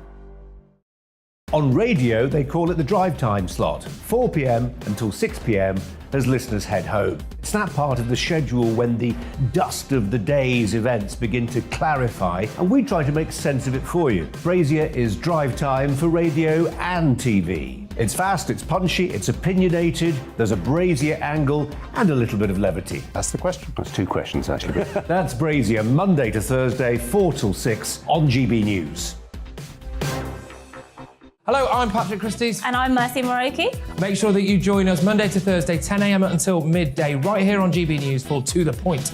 We're not afraid to talk about the topics that matter to you or the big topics that always matter. We cover absolutely everything, from the breaking political stories of the day to law and order, what's going on in the channel. We're not afraid to hold people to account. We always make sure we include your views on our show. Indeed, if you're thinking it, you can guarantee that we're saying it. So make sure you join the conversation with us, 10 a.m. until midday, Monday to Thursday, for To The Point on GB News. I'm Dan Wootton. Join me Monday to Thursday from 9 to 11 for the feistiest and most fun news debate on TV, where free speech reigns. I'll bring you a sharp take on the day's biggest stories, bombshell newsmaker interviews, and A-list guests. And I guarantee you, no spin, no bias, no censorship, and no reason to go to bed. That's Dan Wootton tonight, Monday to Thursdays from 9 on GB News.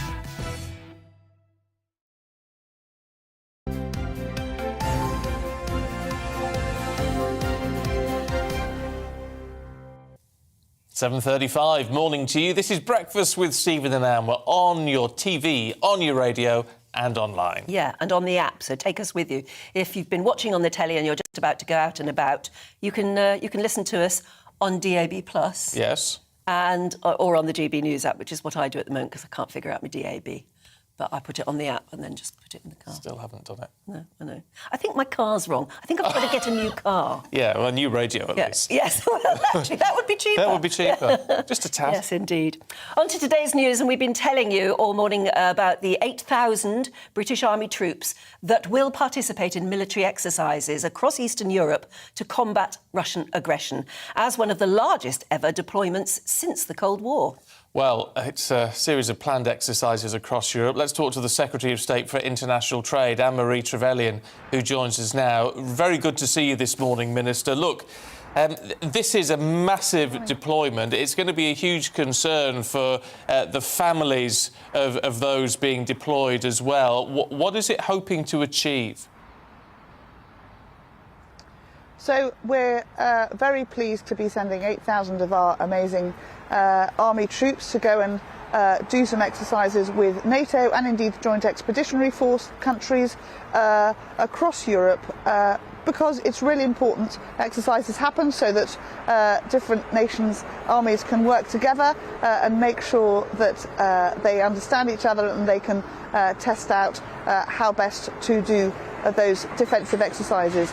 NATO is a defensive alliance and it's there to protect all those members of NATO. So there are always NATO exercises.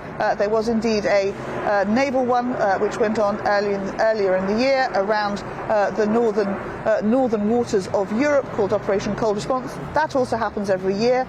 So it's an opportunity for soldiers from all the different countries to work together to share and practice experience so that should there ever be a need to defend our NATO friends and allies, our military are ready to do so. But exercises are there to ensure that the soldiers' skills, the equipment, the connectivity between armies can work as smoothly as possible. It's going to be a really big exercise, and the families, I know, will be incredibly proud of their young men and women who will be part of this exercise, because when those amazing young people sign up to join our armed forces, they do that because they're passionate about defending their country and standing up for the rule of law. So I'm sure it will be a very successful exercise, and those families should be incredibly proud of their young women and women. I'm sure the families will be proud. You're speaking to two people here who have family who are in the armed forces. And whilst we're proud, I guess we're also fearful that this could escalate to something bigger and more dangerous. What do you say to families who are fearful? So, as ever, as I say, these exercises which happen, at different scales all the time, so that our soldiers are always prepared should they have to go to war, is one that, in this very febrile time and with the appalling illegal invasion that Putin has done into Ukraine, is one that, of course, makes us much more aware of the risks of having to defend your nation. I hope very much that this will be an exercise and that NATO will not have to come to the aid of a NATO member because Putin oversteps any line at all. What we want to make sure is that our soldiers, sailors and airmen, as they work together as ever, can bring a coordinated strength and indeed continue to know that when the NATO Secretary General speaks and says as a defensive alliance we will defend our members, that is something that he knows is true because he is seeing these exercises taking place. Our young women have signed up to be defenders of law and order. Huge shout outs to all of them, and I know that that is what all of us do. We are incredibly proud of our armed forces, as I know all those other NATO countries, young women are too, but we continue to champion what they do and to thank them that they are willing to put themselves in harm's way, and wish them well for this exercise, which I know will be a complex activity for NATO and the Joint Expeditionary Force to run. Really important that we continue always to champion and support those willing to put themselves in harm's way to defend us. Minister, I was listening to a clip of our very own Alistair Stuart on GBNews Radio the other day, where he was saying, in his view, it is the greatest honour for anyone to serve as a member of Parliament, securing our democracy, making our laws and our rules, and it should be a tremendous honour, and those people who let it down need to be dealt with pretty harshly. I'm sure a lot of people would agree with that. Can you quite believe that apparently one of your colleagues on the front bench was watching pornography in the chamber, and if that is the case, what should happen? Honestly, it defies belief. It's completely beyond me that this could have happened, and I know that the authorities will be looking into it, and indeed, as it is apparently one of our party, that our chief whip will also be doing so, and I hope that there will be a proper investigation and a fulsome determination of what should be done. It is completely unacceptable in any workplace for that to happen, but as you say, for those of us who have the extraordinary honour to be members of Parliament, to represent our part of the United Kingdom and be there, particularly at this time, defending and demonstrating why democracies, why the freedoms that our Parliament is famous for, the mother of parliaments, when we are seeing the Ukrainians fighting to protect the freedoms of their nation from the illegal invasion by Putin, all the more shocking that someone should devalue this extraordinary honour that we have as MPs. And I'm sure that the authorities and the Chief Whip will find the right solution. But also really important that those who saw it were felt able to raise it. That's really important because this is an issue that obviously we have been grappling with, is making sure that people speak up, and not only in Parliament, should be everywhere. Speak up if you think there's something wrong, and making sure that the systems are in place to support those who want to, make sure that those who are not behaving appropriately can be called out is really important. So I will, wait for the authorities to reach their conclusion, but it is never acceptable to be watching porn at work. What you do in your home, the privacy of your home, is completely different. In the chamber of all places is genuinely shocking, and I hope that the authorities will be able to reach a conclusion very quickly on this. But it's a bigger problem than maybe just that one incident, isn't it? I mean, if you look at the front pages of today's newspapers, particularly the Eye, there are female MPs from all sides who are determined to get something done. They're demanding an end to assault, misconduct and misogyny in the House. Now, as a woman in the House of Commons, as a minister, have you experienced misogyny yourself? Yes, a number of times. I'm fairly well known for calling it out. I'm happy to call out poor behaviour by any man publicly. So they've pretty much learnt to not do it around me, but that is not okay. It is never okay for what is a very small minority, thank goodness, of men and, without political choice across the House who think that it's okay to be abusive or to be, sexually predatorial in any way, or indeed demonstrating any kind of bullying towards those who work with or for them. This is an environment, so it's a difficult and a strange work environment that we are in Parliament. We work very long hours under very stressful conditions for many when you have very difficult constituency cases. It's an environment where support and care and nurturing of those who are coming through, who are taking on this important role, we should all be supporting each other. And for the vast majority, that is the case. But for those who are getting it wrong, who think it's okay, or indeed who are not considering the care of their colleagues and those who work with and for us, need to do so. And I'm very pleased that we are definitely making progress on empowering those who are at the sharp end of this misogyny to stand up and speak out, and that the House is standing alongside them, and that we are going to root this out. It is never okay, and anyone who thinks that bullying or sexual predatory behaviour of any sort is okay needs to know that we are not going to allow this to continue. Minister, can we have a look at your portfolio? Because there's obviously the Prime Minister, in terms of trade deals, was outlining something. It's a fairly long-term project, but something fairly impressive with India when he was over there. Now we're looking at potentially something, hopefully, in terms of a post-Brexit trade deal. There's something that's pretty good with the United States coming pretty soon. What can you tell us? So the opportunities that we have now that we are able to do our own trade policy, having left the EU, means that we're able to really get stuck in working with our friends and allies. I've signed 2 deals already, one with Australia, one with New Zealand, just in the last few months, a really exciting digital economy agreement with Singapore, and we are working, as you say, on a number of deals, including with India. My team are out there at the moment on the 3rd round of negotiations, and there's a real willingness and an energy and an enthusiasm from India to do trade deals once again. The Prime Minister was out there with Prime Minister Modi last weekend, and their energy, their demonstrable commitment to wanting to find some really great new relationships in trade between us is going to be fantastic for our businesses, for our consumers, and indeed for British businesses wanting to invest in India and help their economy to grow. So we are now going to discuss a lot of detail in the next few months. The Prime Minister has set me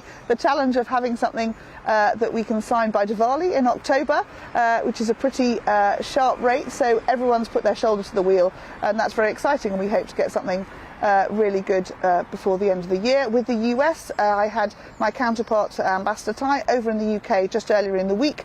We've set running bilateral trade talks, which is really the start of rekindling what we can do together. We have a huge trade already with the US, of course, over 200 billion of bilateral trade, by far our biggest trading partner. And you don't need a free trade agreement in order to trade, but what trade agreements do is strip away those barriers to trade, the things that make it more difficult or indeed impossible. So we're working both now with the federal government, looking at areas like how we can support SMEs, young entrepreneurs, women entrepreneurs, and those from minority groups. The American government is very focused on what they call worker-centric activity. We call it levelling up, which is making sure that you maximise every possible human capital element across your country. We're doing it by investing huge sums of investments in areas where we know we've got great people and we need to give them better jobs. So we're working really closely with the Americans on that. We're also working at a state level. So we're looking at things like mutual recognition of qualifications, state by state, where our businesses have said to us they want to be able to do more with, pick a state. We've been having talks with local governors so that we can do removal of market access barriers at that level too. So we've got a huge amount on with the US, and I'm really excited that the federal government is really wanting to make progress here too. So watch this space. I think there's lots going to be going on with the US in the rest of the year. Oh, well, sounds very positive. Anne-Marie Trevelyan, good to talk to you. Thank you. Thank you very much. Thanks so much. Thank you. Well, with us are our newspaper reviewers, Benjamin Butterworth and author and academic Joanna Williams. Benjamin, first of all, we'll just wonder what you thought, because clearly the Eye, very big on this misogyny claims in Westminster. I mean, the more you hear, the more you read, you think, if they can't get it right in Westminster, what chance for the rest of society? Well, absolutely. And as the International Trade Minister just said, this isn't unique to a party. You know, the case about the watching pornography, which is alleged to be a Conservative MP. I mean, first of all, I find it odd that there's an investigation going on into that. You want to find out why or how it happened, but they obviously know who it is, because several Conservative MPs reported it, and I believe they said that they had seen it on one other occasion because two different MPs realised they'd seen the same person doing it on two separate occasions. And so how they need an investigation, how this person is still taking the Conservative whip, I think is amazing. And I think that's why, MPs from across the House have spoken to today's Eye newspaper, because clearly this stuff isn't tackled regularly enough. Any workplace where a man, or for that matter anyone else, thinks that they could watch explicit material, it's not just that awful endpoint, it's the culture which allows for someone to even comprehend doing that. What do you think, Joanna? Well, I also think it's odd that there's an investigation taking place into this instance of somebody watching pornography, because I like to think if I'd been a woman in Parliament and had seen that over someone's shoulder, I would have stood up there and then, I'd have pointed at him, I'd have said, "Excuse me, Mr. Absolutely, yes. Can we get this person taken out of the chamber now?" And the idea that this is kind of clearly dragged on over a number of weeks and has gone to inquiries baffles me, because these women in Parliament, they're not. And that's the trouble, isn't it? Clearly, complaints like this are not dealt with straight away. Exactly. Because, like I said, women, to make it into Parliament, to get elected as an MP, you have to be quite tough.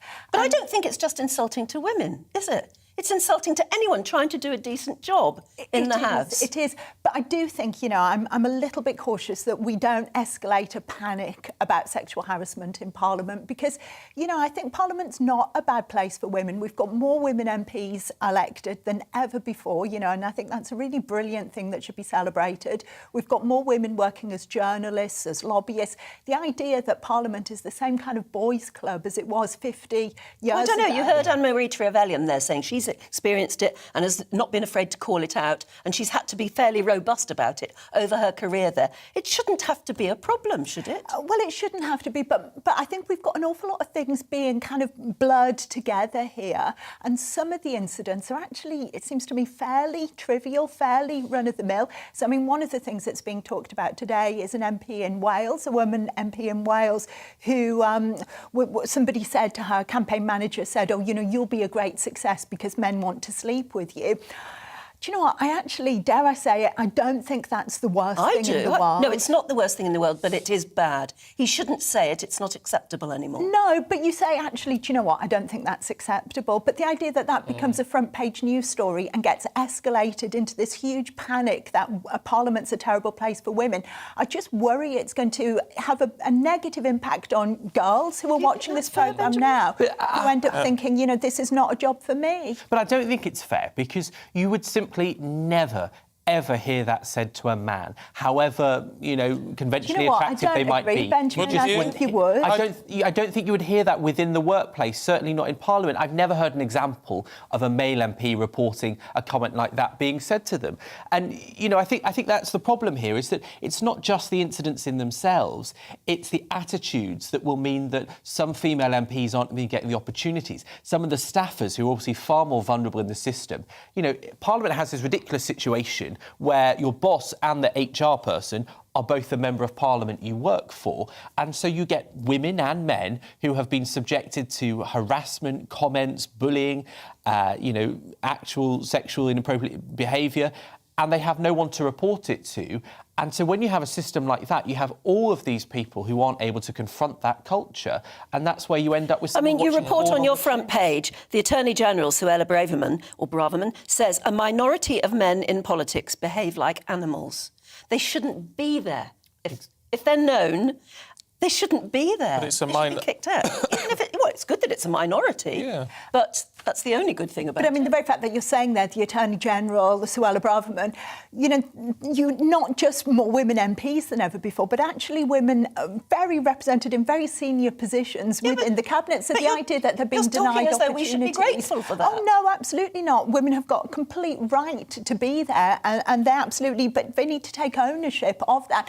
The point I'm making is that we need to stop kind of sending out this message that women in Parliament are victims. They're not. They're tough. They can thrive in this environment, and we need more women there. Just because they're tough doesn't mean they should be putting up Well, with it. precisely. You took the words out of my mouth. You know, they shouldn't have to be tough in that way. They should be, you know, intellectually tough to do their job. They should be conviction politicians because they've got principles. They shouldn't have to be defending themselves from ogling eyes and dodgy websites in the workplace. Well, tough from what? You know, and protecting themselves from what? Honestly, if somebody said to me, "You'll be a huge success because men want to sleep with you," do you know what? Maybe this is a very controversial thing don't to say it. Don't say you take it as a compliment. I wouldn't take it as a compliment, but it would probably make me laugh. You know, that's my honest response. I would laugh. I would think it was funny. I would think it was a joke. It wouldn't upset me. Yeah. Well, no one's ever said that to me. So. No comment. We've just got very, very quickly. We've got 4 minutes. Oh, there you go. We've got the weather. So there you go. We have got time to talk about Beergate, Benjamin. This is in the mail because I tell you what, the number of people who email and tweet and say, why is more not being done about Keir Starmer and that party? So this was last year, and it was Keir Starmer having a beer in a Durham Labour MP's office. Now, Durham police force said they didn't want to investigate, but now there's been a complaint. Now, Daily Mail's front page shows that Angela Rayner was at the same office on that day. Now, she was speaking via Zoom and she wasn't there at the same time, it appears. Oh, she wasn't there at the same time? No, there's no suggestion of that in the Daily Mail story. However, the Labour Party didn't confess that she'd been there, so you ask the question of why didn't they tell the truth about her having been there. And so, you know, I think the Daily Mail is trying to raise the question of whether there's a double standard. I have to say, you know, the Times reports that the police aren't going to reinvestigate it. It does, I think it's got more to do with the local elections and trying to help turn out Conservative voters than it has the law. But clearly a lot of people feel a bit frustrated that maybe it wasn't investigated fully. I mean, it does beg a question. You could understand why people are saying, well, if it's a cake and something else for the Prime Minister and there's all these fines and hoo-ha, and it's apparently a cake and beer for Keir Starmer and no one seems to care. No, exactly. I mean, I'm very conflicted on this story because on the one hand, I couldn't care less, you know, who had a slice of cake or... most of the quotes, I think, are very funny because they say, Keir Starmer had some sips of beer. You know, I'd have a bit more respect for him if he'd actually downed the bottle in one. But, you know, on the one hand, I couldn't care less. Who cares? But at the same time, Keir Starmer has milked this. You know, he's banged on and on about who in number 10 had a slice of cake, when and where with whom, for weeks now. And not only that, but Keir Starmer and the Labour Party were there banging on, making sure that lockdowns were kind of tighter, more restrictions, lasted longer. You know, they championed lockdowns every single step of the way. And now they're turning around and saying, you know, well, don't accuse us of having done anything wrong. It's the hypocrisy, yet again, that I think really stinks. I mean, look, there is no actual evidence that Keir Starmer broke the rules, and the police have said that repeatedly. And so I do think, you know, this headline of the Daily Mail, Labour's lockdown lies and hypocrisy, well, the story doesn't really back it up. There's no actual evidence that he broke the rules. However, if that did happen, I think all of the MPs concerned that have breached the rules or appear to have, I think it's perfectly legitimate for people to be angry about that, which is why I think it's still legitimate for people to be angry and questioning the Prime Minister on what could be 5 fines, because whether you agree with lockdowns or not, we had to follow them, and rule setters shouldn't be rule breakers. Well, we're all getting very stressed about all this conversation. People getting very stressed about these accusations, Partygate, Beergate, Cakegate, whatever it is. Just very briefly, Joanna, in the Express, we need to do more dusting then, apparently. Well, I don't know who on earth the Express found to interview, but apparently people have reported that in order to cut stress, they do dusting rather than drinking. Clearly, we know Keir Starmer prefers the beer. Is that you, Anne? I've never dusted in my life. What? No, I don't dust. I mean, I clean, but I don't dust. You don't dust? You don't dust. I don't dust. I've never dusted. Have you ever dusted, Ben? Do you know, I was thinking about this. No, I'd get I'll clean a kitchen surface cloth. every so often. I'd get spray and kitchen cloth, but I don't I've dust. never dusted. I do, but I have to say it stresses me out. It's not something I do for stress. Well, housework, I know. Any sort of housework stresses How can you me not out. dust? Exactly, I'm with you on this. How can you not dust? That's the big you question. mean you get a duster, You get a duster and you lift and a bit ornaments of- and you do a shelf? Absolutely. Otherwise, dust just builds up around your house and it's stressful having all the dust to have to deal with. I don't get dust. Get your Mr. Sheen out and... Into polish as well. Yeah, dust and polish. There you go, ladies and gentlemen, we're out of time. Thank goodness for that. Benjamin, Joanna, thank you. Dusting, GBviews at GBnews.uk. We'll see you in a couple of minutes.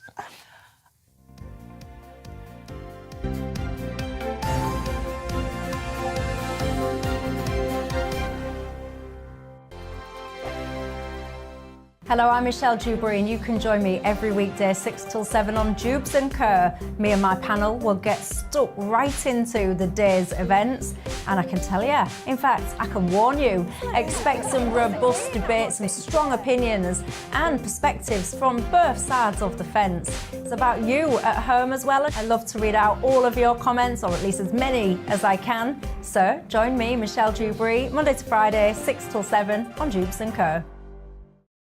On radio, they call it the drive time slot, 4 p.m. until 6 p.m. as listeners head home. It's that part of the schedule when the dust of the day's events begin to clarify, and we try to make sense of it for you. Brazier is drive time for radio and TV. It's fast, it's punchy, it's opinionated, there's a Brazier angle and a little bit of levity. That's the question. That's two questions, actually. That's Brazier, Monday to Thursday, 4 till 6 on GB News. Hello, I'm Patrick Christie's. And I'm Mercy Moroki. Make sure that you join us Monday to Thursday, 10 a.m. until midday, right here on GB News for To The Point. We're not afraid to talk about the topics that matter to you or the big topics that always matter. We cover absolutely everything, from the breaking political stories of the day to law and order, what's going on in the channel. We're not afraid to hold people to account. We always make sure we include your views on our show. Indeed, if you're thinking it, you can guarantee that we're saying it. So make sure you join the conversation with us, 10 a.m. until midday, Monday to Thursday, for To The Point on GB News. I'm Dan Wootton. Join me Monday to Thursday from 9 to 11 for the feistiest and most fun news debate on TV, where free speech reigns. I'll bring you a sharp take on the day's biggest stories, bombshell newsmaker interviews, and A-list guests.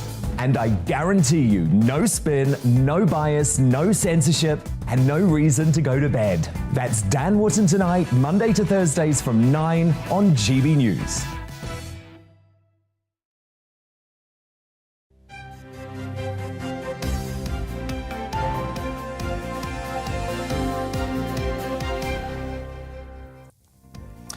It's the largest deployment of troops since the Cold War. 8,000 British soldiers will be sent to Eastern Europe to deter Russian aggression. Morning to you, it's 8 o'clock on Friday, the 29th of April, and this is Breakfast on GB News with Stephen and Anne. We're live across the whole of the UK on both your TV and your radio, and of course online as well. These are the stories making headlines this morning. Well, the Defence Secretary has said the British Army's deployment to Europe will be a show of solidarity and strength as UK service personnel join NATO allies. We'll be talking more about their role this hour. The three-time Wimbledon champion Boris Becker could be sent to jail today after he was convicted of concealing more than £2.5 million after going bankrupt. Our reporter Ellie Costello will bring you the latest. And Lily Hewitson is on your doorstep this morning in Penarth. It's a beautiful little seaside town in South Wales. So, is she going to be knocking on your door? Stay tuned to find out. So you can join in any of our discussions by emailing gbviews at gbnews.uk or tweet us at gbnews.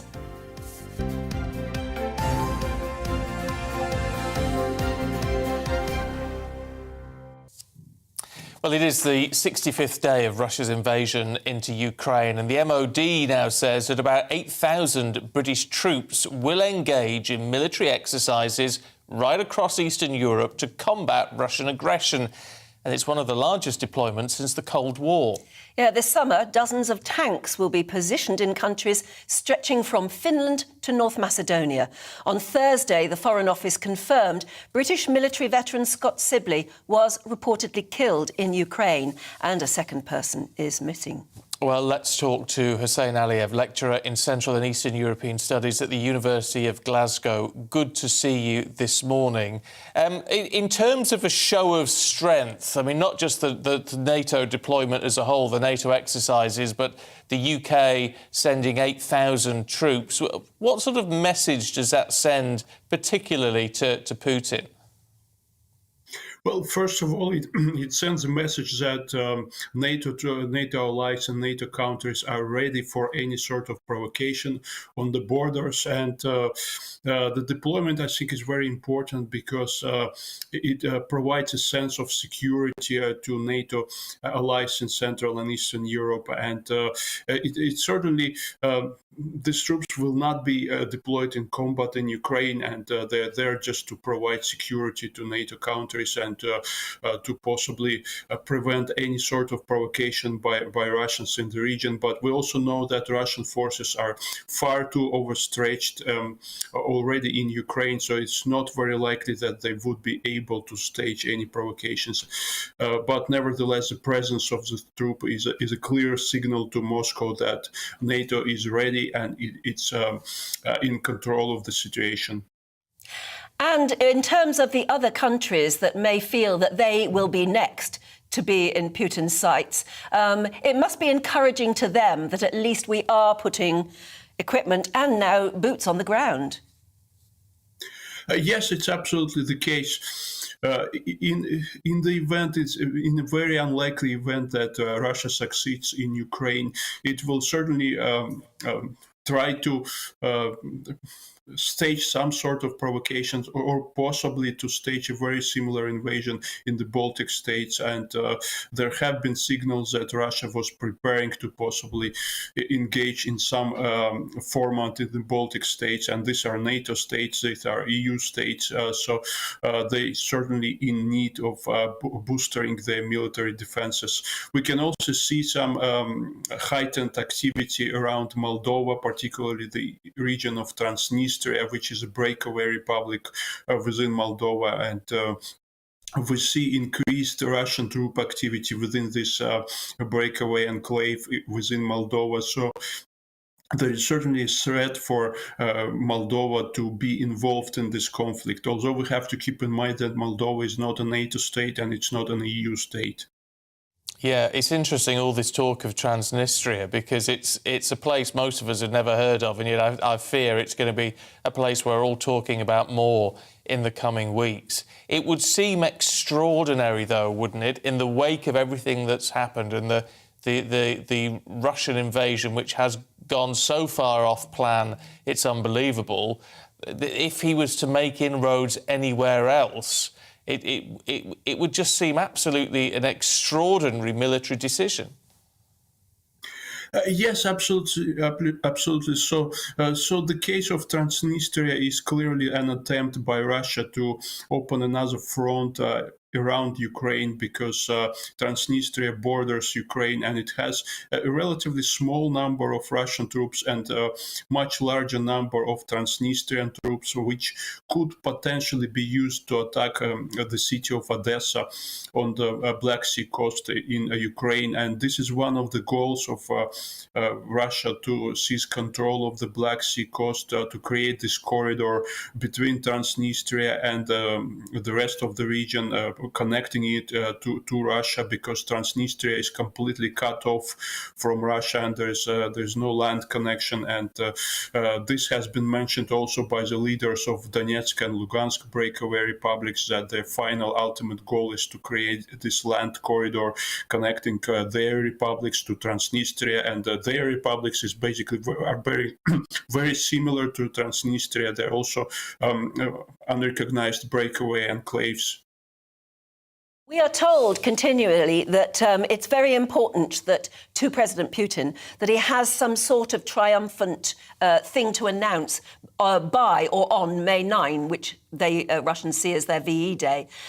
So if you try and read what's going on at the moment, what do you think is his most likely target?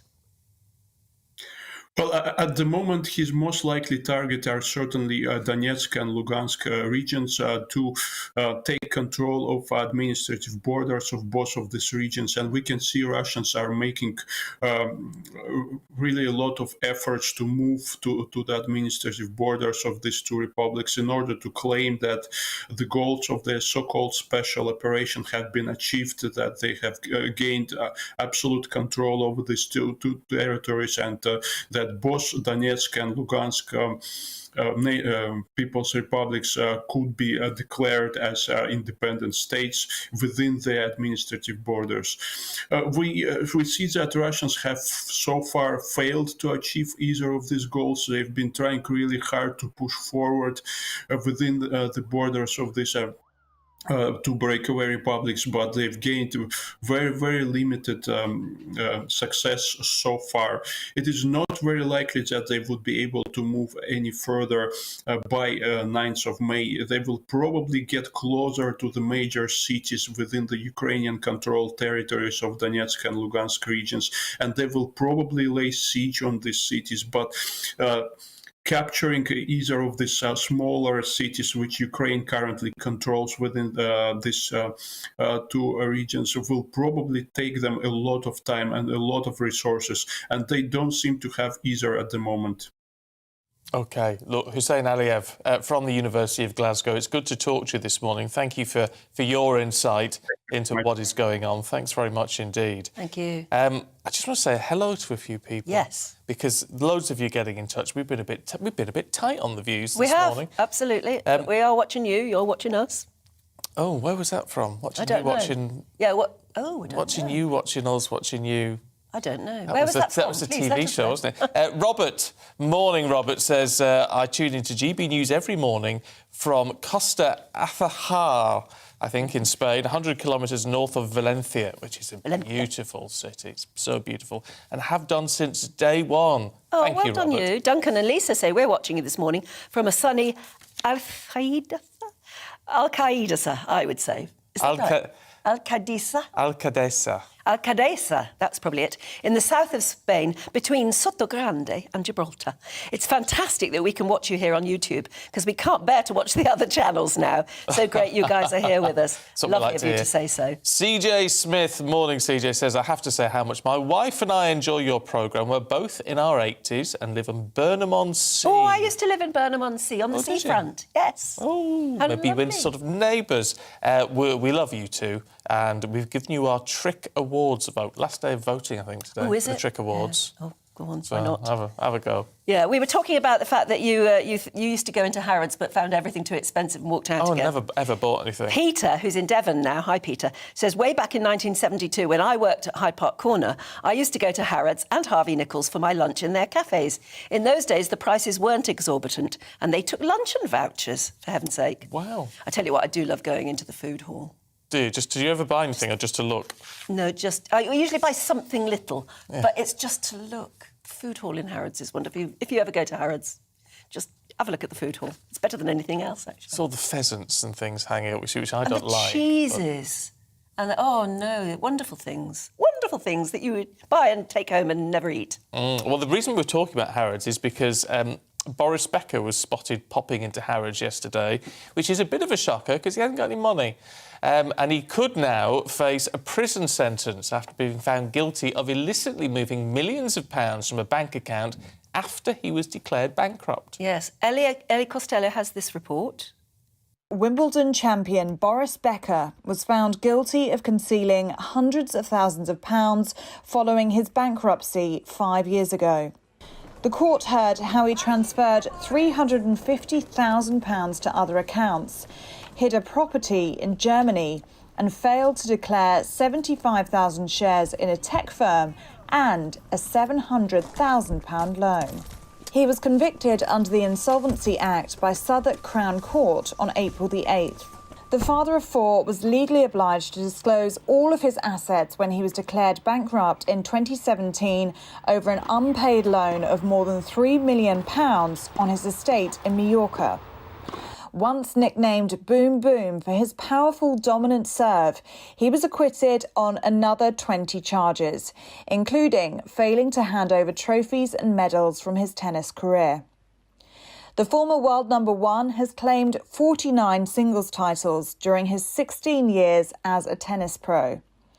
During the trial, Becker said that his £38 million career earnings had been swallowed by his expensive divorce, child maintenance payments, and expensive lifestyle commitments, including a house in Wimbledon that cost £22,000 in rent each month. He said bad publicity had damaged brand Becker, making it hard for him to earn enough to pay off his debts. He claimed he had done wrong, but not knowingly. Ellie Costello, GB News. Oh dear, doesn't it seem sad? Our reporter Ellie now joins us outside the courtroom, I think. Ellie, what a fall from grace for somebody who was such a big star and such an amazing talent. Absolutely, Stephen and Anne. He was the golden boy of tennis in the 80s and 90s, a huge celebrity, just as famous for his love life and now his financial woes as much as he was for his tennis. Hugely popular with the British public. During his career, he won champion 3 Boris Wimbledon Becker was found championships, 2 Australian Opens and 1 US Open as well. And even after he retired, he coached Novak Djokovic and was a commentator for the BBC at Wimbledon. So hugely successful character. And he was a darling of the crowds at Wimbledon, so very popular with the British public. But now he is facing a prison sentence in London, in the city that he loves so much and has called home for so many years. Now, earlier this month, he was found guilty on those 4 counts on the Insolvency Act, and the court heard how he was using his business account for his own personal spending. Evidence was presented in court of him spending thousands of pounds at Harrods and Ralph Lauren, £40,000 on an ankle operation at a private clinic, £10,000 on a private jet company, £5,000 on a luxury golf resort stay in China. And the court also heard how lots of money, £400,000, was transferred to 2 of his ex-wife's accounts as well. Now, those 4 charges carry a maximum prison sentence of 7 years, and Boris Becker will be sentenced here at 12 p.m. today. How likely is it that he is going to get a jail term, do we think? Know until we head into that courtroom a little bit later on, but I have been speaking to legal experts who say it is quite likely that he will be handed a prison sentence of between 2 to 5 years, bearing in mind that that maximum prison sentence is 7 years. They say it's likely he will serve only 9 months of that sentence actually in jail. But you were touching upon those pictures earlier of Boris Becker in Harrods. He spent yesterday in London. No evidence that he actually spent any money in Harrods, but he did spend the day in London with his family, looking exhausted, looking absolutely forlorn. It did look as though he was saying emotional goodbyes to his girlfriend, to his eldest son, perhaps preparing himself for a prison sentence that may be handed to him today. I think there's also indications that Boris Becker could be made an example of here. The chief executive of the Insolvency Service has said after he was found guilty at the start of the month here at Southwark Crown Court that this was a clear warning to people that they cannot hide their assets and get away with it. They say you will be found out and you will be prosecuted. And Stephen, now this isn't Boris Becker's first brush with the law. He had a previous conviction for tax evasion in Germany in 2022 and attempted tax evasion too. It does depend as well whether the judge and jury take into account his defence. Boris Becker's defence lawyer said that he had been taken advantage of by his advisers, that he relied on poor advice for a long time, and he was shocked and embarrassed that he had actually gone bankrupt. He had no idea that that was going to happen. But we will find out at midday today. Boris Becker will be sentenced behind me at Southwark Crown Court at around midday. OK, Ellie, thank you very much. On another note, Ellie, how prepared are you for Sunday? So ready. Very excited. Yes, lovely. She's going to be here in the studio. You've got a day off. You've got a family do, haven't you? Got a big family do. Big family do. So Ellie's going to be here in the studio on Sunday, so she'll have a laugh, Ellie. I look forward to seeing you then. My family will love to switch switch you on anyway, because they just love the chorus of GB Views at GB News. They like that, so we'll probably have you on the telly in the corner. Excellent. If there is indeed a telly. There must be a telly, isn't there? Yeah. We're meeting at a big place that we've sort of rented for the weekend. Oh, very nice. Yeah, I'm cocktail waitress. Oh. Sorry, let me get the surprised look on my face. I'm going to spend this afternoon buying bananas and Bacardi and all the things that you put in banana daiquiris. Oh, right. Because I'm very well known for Oh, are daiquiris. you? Oh, yes. Oh, very fancy. There you go. So we'll be swigging away watching you. Good. I promise you. Well, let's get some tiddly views sent to GB Yes, News you probably will get some. Okay, Yeah. perfect. Let's bring you up to date at 18 minutes past 8.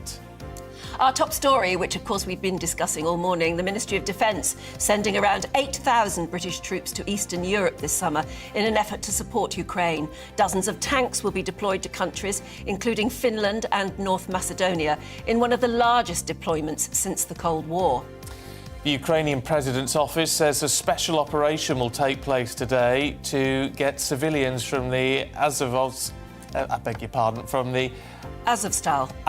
thank you, steel plant in Mariupol. Hundreds of civilians are said to be sheltering in bunkers underneath the plant, which has been sealed off by Russian forces. Essex police have launched a murder investigation after a man was attacked at the Lakeside shopping centre. They believe the victim was assaulted by two men in what was a targeted attack, and they're now appealing for witnesses. A British terrorist known for being one of 4 ISIS militants nicknamed the Beatles is being sentenced in a US court today. He's 38-year-old Alexander Amon Koti from West London. He was convicted for his role in the torture and killings of Western hostages in Syria in the mid-2010s. And damage from the 3 big storms that hit the UK in February is expected to cost nearly £500 million.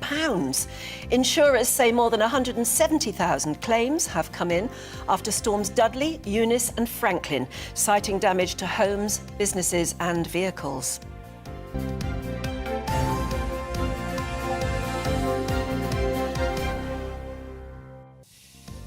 Well, we've got lots more to come for you this morning, including a roundup of the Duke and Duchess of Wessex and their tour of the Caribbean. So stay with us.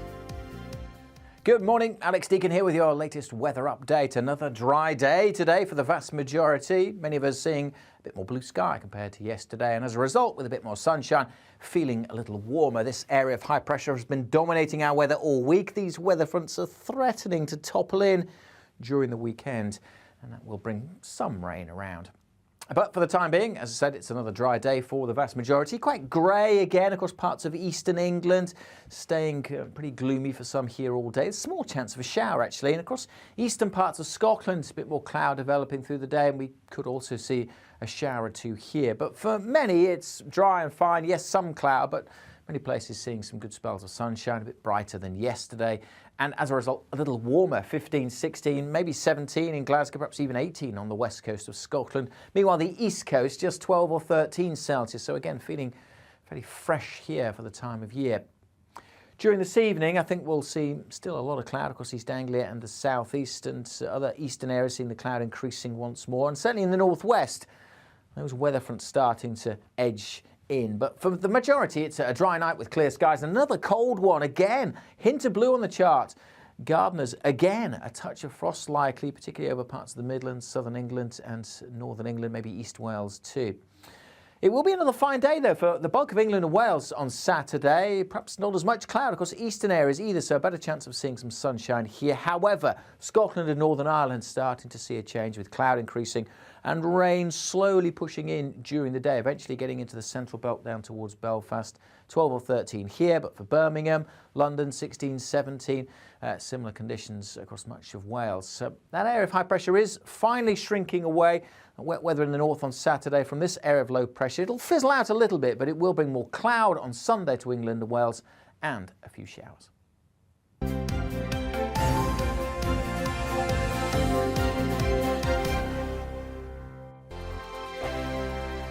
Hello, I'm Michelle Dewberry, and you can join me every weekday 6 till 7 on Jubes and Kerr. Me and my panel will get stuck right into the day's events, and I can tell you, in fact, I can warn you, expect some robust debate, some strong opinions and perspectives from both sides of the fence. It's about you at home as well. I love to read out all of your comments, or at least as many as I can. So join me, Michelle Dewberry, Monday to Friday, 6 till 7 on Jubes and Kerr. On radio, they call it the drive time slot, 4 p.m. until 6 p.m. as listeners head home. It's that part of the schedule when the dust of the day's events begin to clarify, and we try to make sense of it for you. Brazier is drive time for radio and TV. It's fast, it's punchy, it's opinionated, there's a Brazier angle and a little bit of levity. That's the question. That's two questions, actually. That's Brazier, Monday to Thursday, 4 till 6 on GB News. Hello, I'm Patrick Christie's. And I'm Mercy Moroki. Make sure that you join us Monday to Thursday, 10 a.m. until midday, right here on GB News for To The Point.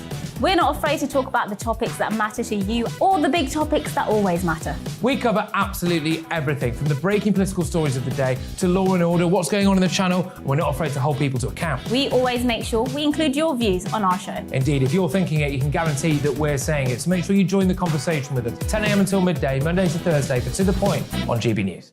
I'm Dan Wootton. Join me Monday to Thursday from 9 to 11 for the feistiest and most fun news debate on TV, where free speech reigns. I'll bring you a sharp take on the day's biggest stories, bombshell newsmaker interviews, and A-list guests.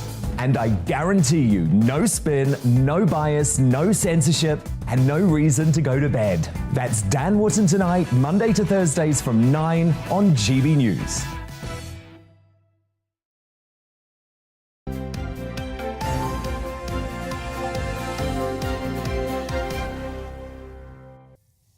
It's 8:24 and you're watching and listening to Breakfast with Stephen and Anne. And most of you are, when it comes to housework, dirty devils. I wondered why you were sounding so serious. Dirty devils. I was trying to think of something which didn't sound awful. Oh, right. What are you lot don't dust? Your houses must be covered in dust. Yeah, there's a report out in the newspapers today saying that the best way to de-stress is to do the dusting. Yes. Upon which I said, well, I've never dusted. I don't think I've ever dusted in my life. I mean, can you believe it, ladies and gents? Can you believe it? My house is clean, but I wipe down surfaces, you know, when they need wiping down. But I don't think I've ever got a duster out and dusted. Maggie says, Anne, I do love you, but come on. I need to dust my house at least once a week, followed by a polish. A polish as well. Oh, dust and polish. Polishing is sticky, isn't it? It makes things sticky. No, it's lovely and nourishes the wood. Aussie Beth, she's I'm just so stunned I can't think of anything to say. Aussie Beth, who's a regular, hello Aussie, says, your discussion on dusting was hilarious and a lovely change of topic from the doom and gloom. I'm not stressed by dusting because I do not do it. Yes. But it does stress those who I live with who do it for me. It's a win-win. It is. That's really clever. Yes, and Daff in Portsmouth says, Anne, I love you. I don't dust either. I vacuum, wipe down surfaces, etc. But don't get a duster out. In fact, I don't have one. Life's too short to dust. Oh, no, it's all human skin dust. Yeah, but I don't have it.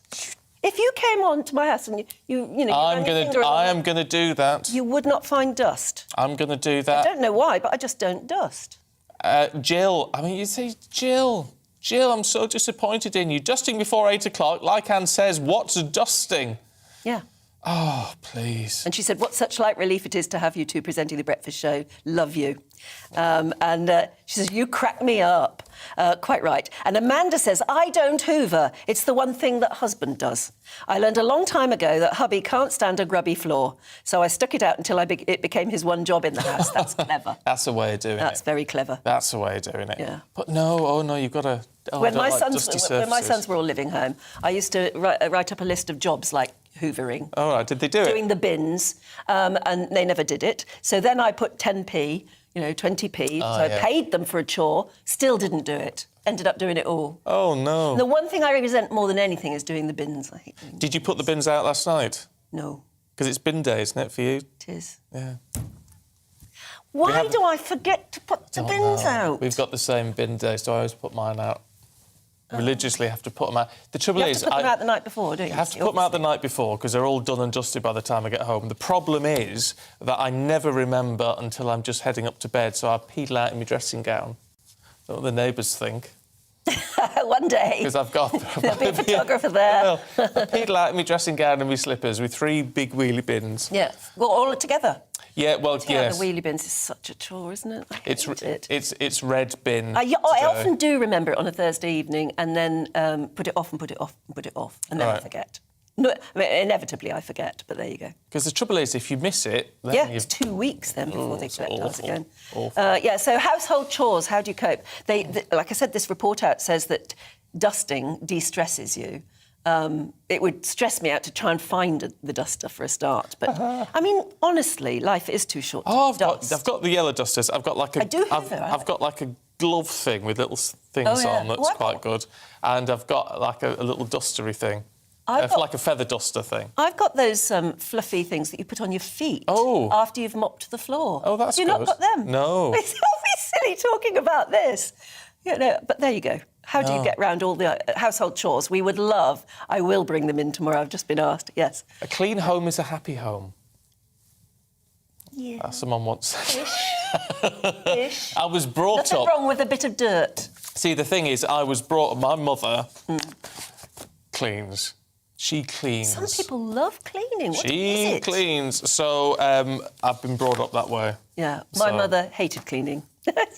You can tell, can't you, how things go on from generation to generation. Sometimes if your mother was a great cook, you end up not cooking at all. Yes. But and the other way around. So, you learn, and you also learn how to avoid. Yes, this is true. Yeah. I do sometimes have assistants, though. Yes, well, that's luck. I have some ladies what do. Oh, right. Do you clear up for them? I do clear up before they come, yeah. Who doesn't? Yeah, I know. We're all crazy, but we would love to hear just how crazy you are, please. GB News at gbnews.uk, because it keeps us going. It certainly does. Now, let's have a look. Now, isn't it funny, we haven't talked about the Earl and Countess of Wessex for years. No. And all of a sudden, they've gone on a royal tour. She just seemed like a nice person. They've been to the Caribbean. They went to St Lucia, St Vincent and the Grenadines, also Antigua and Barbuda. And like the Duke and Duchess of Cambridge last month, the royal couple were there to celebrate the Queen's Platinum Jubilee, but protests overshadowed parts of that visit.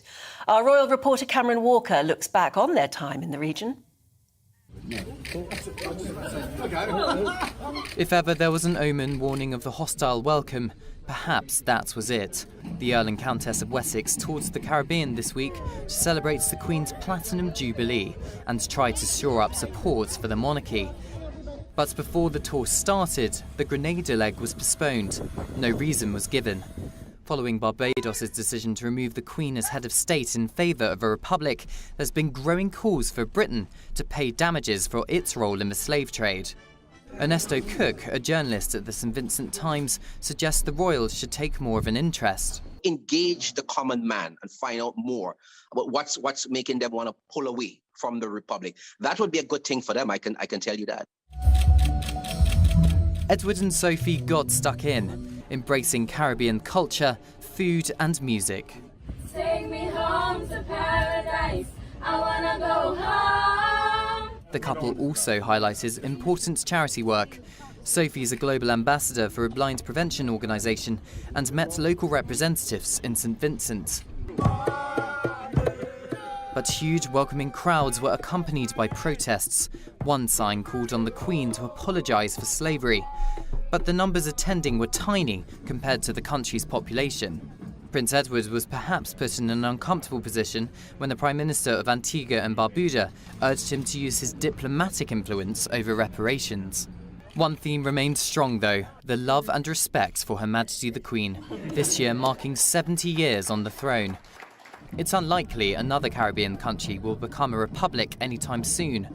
But Kadeem Joseph, an Antiguan journalist, thinks Queen Elizabeth herself is the reason there's still support for the monarchy. A lot of us see her as that figurehead. And when she passes on, and I hope that's no time soon, but if that were to happen, I think it would be easier for countries like mine to let go of the monarchy. There's no doubt there's lots of fans of the monarchy in the Caribbean. Palace officials will be watching the reaction closely, and perhaps reimagining how to approach tours to developing Commonwealth nations in the future. Cameron Walker, GB News.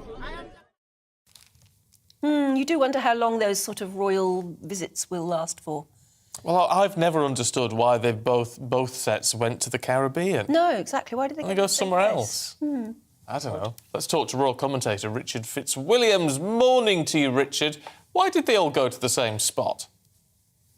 Well, the idea was to visit countries which still have the Queen as head of state in the year of the Platinum Jubilee. I mean, that was quite simple. The problem has been, and I'm just looking at some of the headlines on this trip, everything looks pretty disastrous, rather as though that bird which suddenly appeared and somewhat strangely in St. Vincent was a harbinger, as your reporter said. Because the problem has been, after William and Catherine's tour of the Caribbean countries, this was Belize and Jamaica, and also in Jamaica most particularly, there was a very, very real problem when Andrew Holness, the Prime Minister, made it abundantly clear that he believed Jamaica should be a republic. Now, here you had in Antigua and Barbuda's Prime Minister Gaston Brown bring up the issue of reparations. And it seems that this is very, very discomforting, I think, for royals, because obviously the government is the one that would answer this specific question. So the Wessexes, Edward, was somewhat put out. And the other difficulty which you've had, Grenada, obviously all these tours are on the advice of the host country, the Governor-General and the Parliament were insistent that this tour at the very, very last minute advised that this be cancelled. And also, just a few protesters, you saw in that film, just a dozen or so, make headlines. So they have been unable to win, and the press has been pretty terrible. The problem is we've always expected these royal tours to go flawlessly, which they have in the past. Now is the time for a rethink.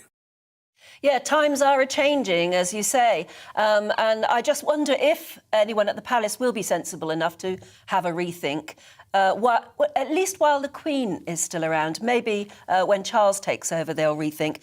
And mentioning the Queen, I just wanted to say, I mean, she is making a lot of the newspapers today because she looks well, she's walking without her cane, she's got smiles all over her face, and she was actually doing civic duty or royal duties yesterday. She was with... Who was she with? Just shows that she outs on who she was with.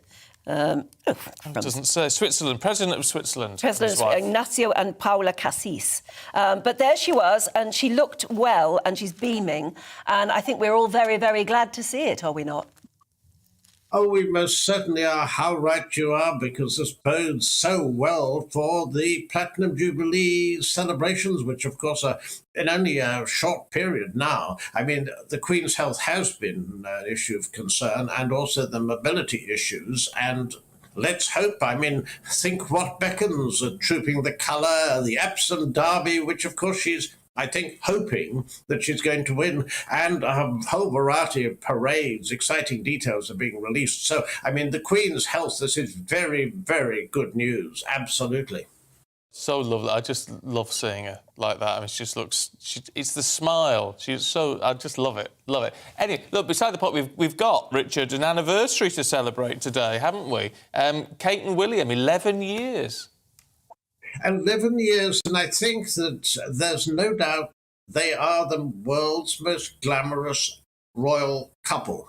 And it's been a triumph because not only do they combine perfectly, I mean, William has certain projects that he manages to promote tremendously well.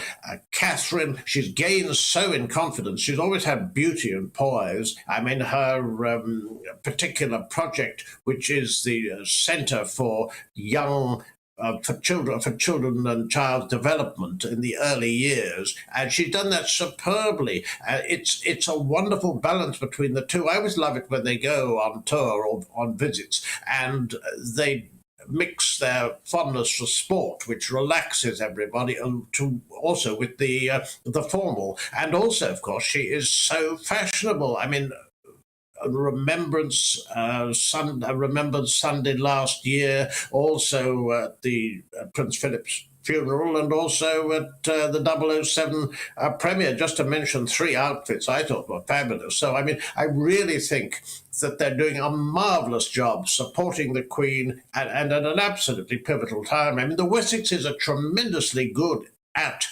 supporting the Queen. I think there's no doubt about it, because the royal family has, as you know, been slimmed down with Andrew stepping down in disgrace, and the Sussexes also deciding that they will no longer be senior working royals. The point.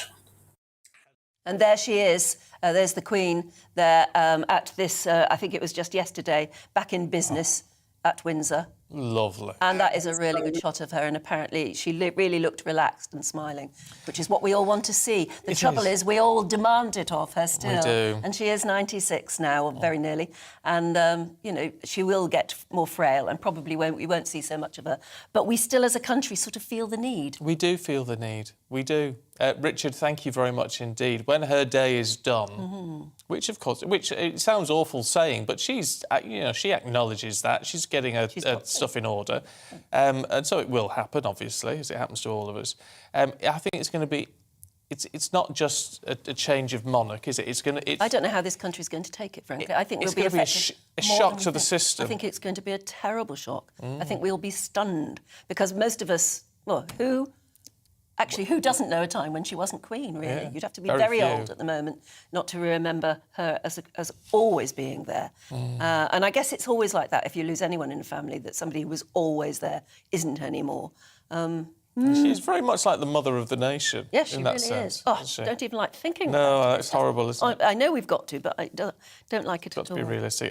We were talking about sleep earlier on, loads of views on that. I just want to raise this one, because it brings up a couple of points. Adrian in the Forest of Dean, morning to you, sir. He says, I get between 4 to 6 hours sleep. Oh, that's not a lot. I also have multiple sclerosis, which isn't going to help, is it, with that? I'm 48, ex-forces, whose son is a serving soldier, part of the new deployment. So, I mean, I know you must be very proud of him, Adrian, but worried. But you've got a lot on your plate, well. haven't you? You've got a lot on your plate. Yeah. At least you can talk to him about what he's going to be doing, what he's allowed to tell you, at least, and he, you know, understand what he's going through with all of that, because that's going to be. So it's, you know, it's tough for these lads and lasses going out there. Oh yeah, I mean, I know they want to serve. Oh, they want to do it. They absolutely want to do their job, but nevertheless, it's unnerving, isn't it? What's happening at the moment is really unnerving. And what, they're going to be out there for, well, I don't know, probably 3 months or so, I should imagine. And particularly unnerving, I think, for their families. We're also going to be talking a bit later on about the fact that the cost of living crisis is apparently causing an upsurge in people who are just giving up on their pets. I mean, there have been awful reports of dogs being tied to lampposts and just left, abandoned, because their family just can't cope with the cost of feeding them anymore. So we're going to be talking about that a bit later on with a vet who apparently has got some ideas on how to save money. A bit of money. So while I have a coughing fit... Yes. So get your thoughts in on that. Plenty already, but we'll sort a few more out for you. Oh, Anne, are you all right? Will be. Stay with us. We're going to take a break. Back with the papers in a minute. Good idea.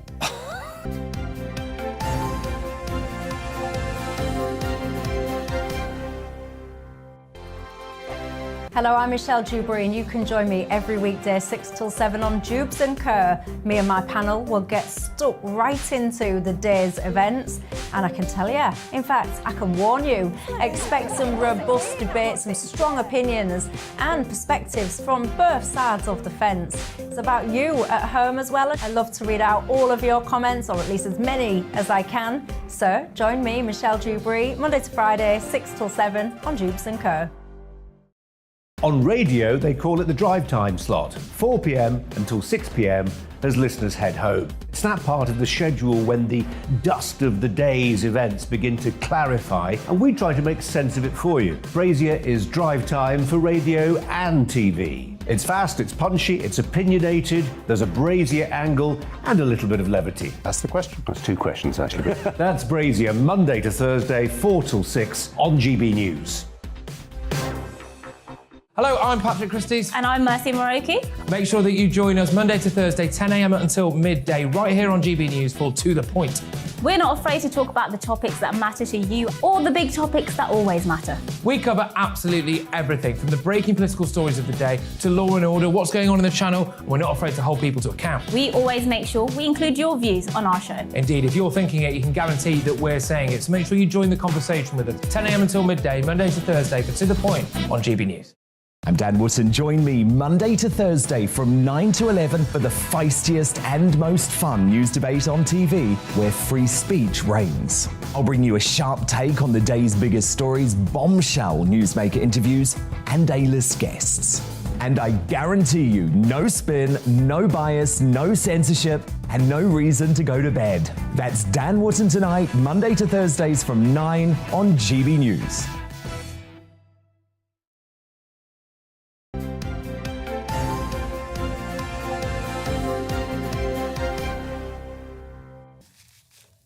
.43, Anne's recovering. This is Breakfast with Stephen and Anne, live across the UK on your TV and on your radio. And the views are coming in plenty this morning. Poor Robin, who has to sort all these out, his little fingers are going like machines. Lots of very, very forthright views about dusting. Yes. I never thought that when we started talking about dusting, because there were reports in the newspapers today saying that dusting is very good for you and it de-stresses you. And I said, I've never dusted in my life. It's crackers. Someone sent me a message on Twitter, actually, with a little thingy of Freddie Mercury, I want to break free. Oh, I with love a Hoover. that. Yes. So is that exactly. what you... Well, I've already broken free from yeah. Harrods. Tracy has been to Harrods. She's been to the food court. She loves it. But it's a nightmare getting in. Before COVID, me and my husband went twice. Once they wouldn't let him in because in the height of summer, he had a vest top on. Ooh. I remember there was a story... in a certain way. Donkeys years ago, there was a story about Kylie Minogue couldn't get in because she had ripped jeans on. I remember that. But there were ripped jeans she'd bought at Harrods. Ah. But they still wouldn't let her back in. Well, wearing quite them. right too. They have to have a dress code. Oh, Rob's got an interesting one. This is still on the dusting, right? Rob says, I hope you check the top of your doors. My granddad used to put a 6p coin on the woodwork to check if it was being done. Happy days. Oh. That's nifty and correct. You're right, tops of doors, really. But you see, I'd do them with a wet wipe. Would you? Yeah. Wouldn't do them with a duster. Well, if you dust, you just spread the dust everywhere, don't you? No, it's what the polish is for. It's what the polish is for. Dear me. No, but you've already spread the dust. No. No, my granddad apparently before I was born. But if my grandma hadn't dusted, he used to go and write a message in the dust. That's terrible. To say, but that's a bit like Rob's granddad, who used to put a coin on the woodwork to make sure that it was being dusted. Yes. Kate in Devon says we have a very old little farmhouse with 2 wood-burning stoves and a dusty lifestyle. What's a dusty lifestyle? I don't know. So, yes, I dust and polish our beautiful, huge dining table. That sounds nice. Sideboards, all the furniture, very wide windowsills, every 2 or 3 days. And, yes, it is therapeutic. Oh, I can understand if you've got one of those beautiful dining tables that's like, gleaming mahogany or something. I've got sort of distressed oak. Wasn't distressed when you bought it, no, was it? it's distressed now. Not enough polish on that, Diamond. That's what it is. Cool Dip, who's in London, says, I don't dust or polish, I just use the vacuum cleaner. It's simple, easier, and has various attachments. That's what the attachments are for, absolutely. Hoover up the dust, don't spread it around. Various attachments, there you go. But you can't vacuum round your ornaments. Ornaments. I think when you've had 5 kids, as I have, you don't have ornaments. Don't you? I have a few, but only, But they gather dust, I suppose. They're looking distressed too. Yes. Were you distressed when you lived on Burnham-on-Sea? And asks Sue. Says you must have been blown away living on the front. Do you remember the convent girls at La Retraite? Yes, they used to play hockey on the beach. Yeah, well, she was one of them. I've said this before because Burnham-on-Sea is one of those places where when the tide goes out, it goes out miles, and then you're just left with these enormous sand or mud flats for hours until the tide comes in again. And yes, local schools would take advantage of that and play football or hockey on the beach. Nice. Oh, I like the beach. We've got Ron Head, where I come from, which is apparently one of the very few places in the UK where they still have natterjack toads. Ooh. Because I... There you go, it's a great name, isn't it? A natterjack toad. A natterjack toad, yeah. Love that. There you go. Oh, I just got to say, James is watching in Cape Town. Hello, James. We get about, don't we? Yeah. Just love streaming you two every morning whilst having breakfast. Oh, that's smashing. Thank you. There you go. It's lovely. Good morning to everywhere, all over the world. Yes. If you're watching us, let us know where you're watching us from. Yes, lovely to hear from you. It's the best part of the day. It is. It's lovely. The second best part of the day is going through the papers. Absolutely. Should we do that? So let's start with the Telegraph. Britain to send 8,000 troops to Eastern Europe. It says this will represent one of the largest deployments since the Cold War. And President Joe Biden yesterday called for a huge £26 billion package of military and economic aid to Ukraine, more than doubling the level of US assistance provided already.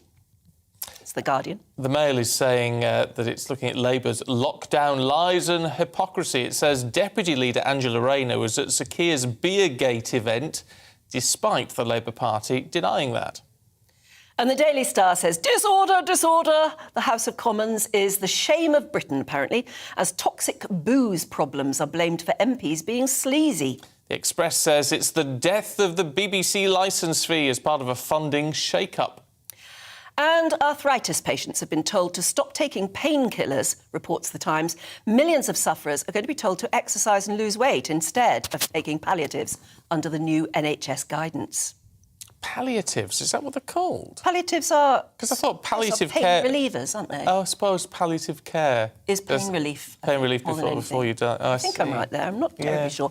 That will upset some people. We've already had... I will find you a view from somebody who literally cannot get by without the painkillers and has always exercised and done the right thing, but still now suffers from arthritis. So that's going to be a very controversial one, I think. So. Well, as long as GPs are a bit flexible.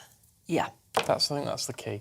Anyway, let's see what the senior reporter of the IE newspaper, Benjamin Butterworth, and author and academic Joanna Williams make of all the stuff that's in the papers. Morning, you two. Morning. Joanna, let's have a look at the Mail, should we? Because it says 20%, a fifth of GP appointments last less than 5 minutes. Easy for me to say. Well, I've got to confess, my first reaction to this story was, who are these people who are lucky enough to be getting GP appointments in the first place? Because it's something I've not managed yet post-COVID. Not a face-to-face appointment anyway. There's been telephone calls and online stuff, but not actually a face-to-face appointment. But more seriously, the reason why this is being raised as a problem is because under 5 minutes is often not long enough to diagnose if somebody's got a serious medical complaint. Depends what you've gone in for. Well, it does. I mean, clearly, if you go in and say, look, I need a repeat prescription, or, you know, this is the same as it was 2 years ago, can you just do the same as you did last time, please, doctor? You know, you're going to be able to do that in under 5 minutes. But, you know, there are huge numbers of undiagnosed cancers. We know that. We know that the number of people who would normally be in the system now getting treatment or having diagnostic tests are not there. And I think given that context, it's really imperative that GPs do have the time to actually find... And often you hear GPs say, you know, it's not always the thing that somebody first mentions. That's actually the real That's the problem, isn't it? You go in for one thing and you end up speaking to the doctor. Yeah. Or if they're any good, they actually ask you questions that maybe pull a bit more out of you. And is there anything can you do else? that in under 5 minutes? Exactly. That's the problem. Barely time enough to say, hello, how are you? I think this is a bit of... I do think this is lies, damned lies and statistics, though, with this, because it sounds terrible, but I've been in under 5 minutes before. Well, and I think it's just the case of what you're in for. I mean, I think you're right. You know, I'm not going to argue with you on that one, but I think there is generally a bit of a problem in the culture when you tie this story in with what we've been hearing this week about delays in people getting their passports, that, you know, we've just not got back to work properly post-COVID, or some people have not returned properly to the routines, the working practices that we had in place 3 years ago, for whatever reason that might be. And, you know, I totally understand that doctors and the Passport Office and the DVLA, you know, we're dealing with a backlog from having shut everything down. But it's almost like we need to not only get on top of the backlog in all of these instances, but we just need to get back to normal as well. We need to smarten up our act. Meanwhile, talking of GPs, Benjamin, the arthritis thing. GPs are apparently going to be advised to tell arthritis sufferers that maybe painkillers aren't the way forward. Maybe they should lose weight and do a bit more exercise, maybe the proper sort of exercise. Yeah, so they're saying that actually instead of those pills, that losing weight and getting more exercise is often a lot better on the joints.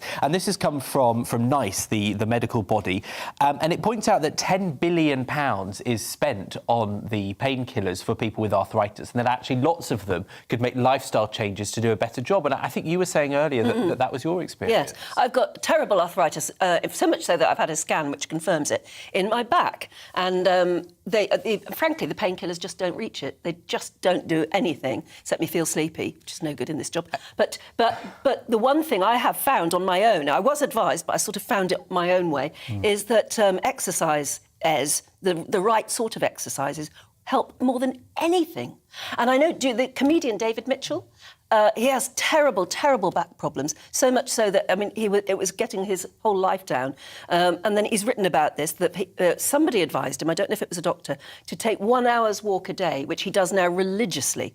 And he said it has saved his life. Literally, he uses that phrase. And it makes a lot of sense because, you know, if you're much heavier, then it's going to be a much greater strain. And I don't think you realise how much of a strain you're putting on your joints when you are overweight. You don't realise until you've taken it off again. The problem is people want instant relief, and I can totally understand that. Yes. But this is more than 8 million people who are currently being subscribed drugs to deal with this issue. So, you know, it's a lot of people that are affected. In the pandemic, I've put quite a lot of weight on compared to beforehand. And although I don't have arthritis, you really do notice the effect it has on your body. And maybe it's the fact that I've just turned 30 and I'm starting to age. Oh, you're so old. Oh, ancient. Pauline in Whitstable. Hi, Pauline. I hope you're still watching. She says, I'm 80 years old. I've always been active, never overweight. Most of my life I've done exercise classes and yoga and used the gym. I never sit down during the day, but I do not think exercise is good when your joints are at the stage bone on bone. That sounds painful. At this stage, I needed and had a full knee replacement 6 months ago. I had an epidural rather than a general anaesthetic. Even after this full knee replacement, my knee is still giving me a certain amount of pain. I did all the exercises required for a full recovery, but I still experience pain. You see, it's not always going to work. That's the thing. And that's what worries me, if doctors are suddenly going to be very hard on arthritis sufferers. You know, it may not be as simple as just exercise. It goes back to the GP question. The NHS is short of money. It's got this massive backlog. Is it actually going to be trying to rush people through the system to get the least cumbersome outcomes for people? So don't give them the pills. Instead, just tell them to go on a walk where that might not be the answer. Yeah. If you're only getting 5 minutes worth of advice, maybe you don't get the right sort in that situation. In the meantime, Joanna, what you should always do, always, is pay heed to your mother. 100%. I've been told that many, many times by someone. Well, I wish someone would tell my daughter that. But actually, maybe she has an excuse. This is a story very close to my heart. Maybe like a lot of mothers, I spend an inordinate amount of time trying to tell my daughter to tidy her bedroom, to come down and have her dinner, blah-de-blah. But actually, it's been scientifically proven that teenage brains are hardwired to filter out the sound of their mother's voice. They've scanned, they've put teenagers in America through MRI scans, and they've played them the sound of the mother's voice and the sound of their friend's voice, and they show that teenagers from the age of about 13 onwards just don't respond to the mother's voice. The brain just doesn't connect. Isn't that sad? Because there are so many studies that when you have your baby, the baby is absolutely tuned into a mother's voice. But somewhere along the line, come teenage, they tune you out. Scientifically, they tune you out. So what I'd love to know is, at what age does it tune back in again? Because you do reach that age where suddenly you think, actually, my mother tends to be right on most things. Do you know, I think that's quite a lot older. Yeah. I think quite a lot older. Mid-30s, 40s. Yeah. She might have had a point about Yes, she might have had a point. I know. This is it, you see. I now realise that my mother was right about most things. Yes. It's very irritating. Yeah. It's very irritating being a mother and thinking it's going to be 20 years before they realise that actually I was right. Yes. Well, I think we need to do the nation's mothers a favour by destroying this scientific evidence so they can't go and say, look, I told you so. Not my fault. I have to say, I mean, I was raised by my grandmother, and I think it extends up a generation as well. It does, yeah. I'm not sure I listened enough, but now I get older and I realise she is right. She was right. Yes, quite right too. She's watching, so she'll appreciate that. Morning. She will be right. Always right. Let's just have a quick look at sleep, Benjamin. A lot of people have been getting in touch about this morning. It's also in the Times. If you've got an older brain, 7 hours of sleep keeps it sharp. 7 hours, and not more or not less. That's what they found. They looked at 500,000 Brits between the age of 38 and 73. So that's a pretty big study to look at. It is a big study. And it found that having 7 hours and not going over that, because I don't know about you, if I'm tired, I can sleep for 10, 11 hours. But apparently you shouldn't do that because both of those extremes are bad for your mental health. It gives you more anxiety. It makes you more likely to come down with depression. And so 7 hours is the ideal they've recommended, because apparently sleep sheds waste products in the brain, and bad quality sleep, which is too much or too little, means that your brain can't do that, and that's where you wake up with all kind of the problems that some of us have. Poor Sam says, "Morning, Sam. I've not slept through the night since my daughter was born 30 years ago. She gets on average about 6 to 7 hours of broken sleep, and every now and then it's 4. Oh, that's awful. I would just love one night of 8 hours unbroken sleep. I bet you would. Oh, see, well, that's what you need to prioritise, that, really. Wouldn't that be fun? Yeah. We're out of time. It's been a joy to see you two this morning. Thank you for keeping us entertained. Thank you very much. Joanna Williams and Benjamin Butterworth. One of these days I will call you Benjamin. They got the dusting thing going. That's what exactly. I have them to blame for the I'm dusting off to story. dust. Yes. Quite right too. Stressed with some dusting. Bet your grandma would approve. Yeah. Look, we're going to take a break. Back with more in a couple of minutes.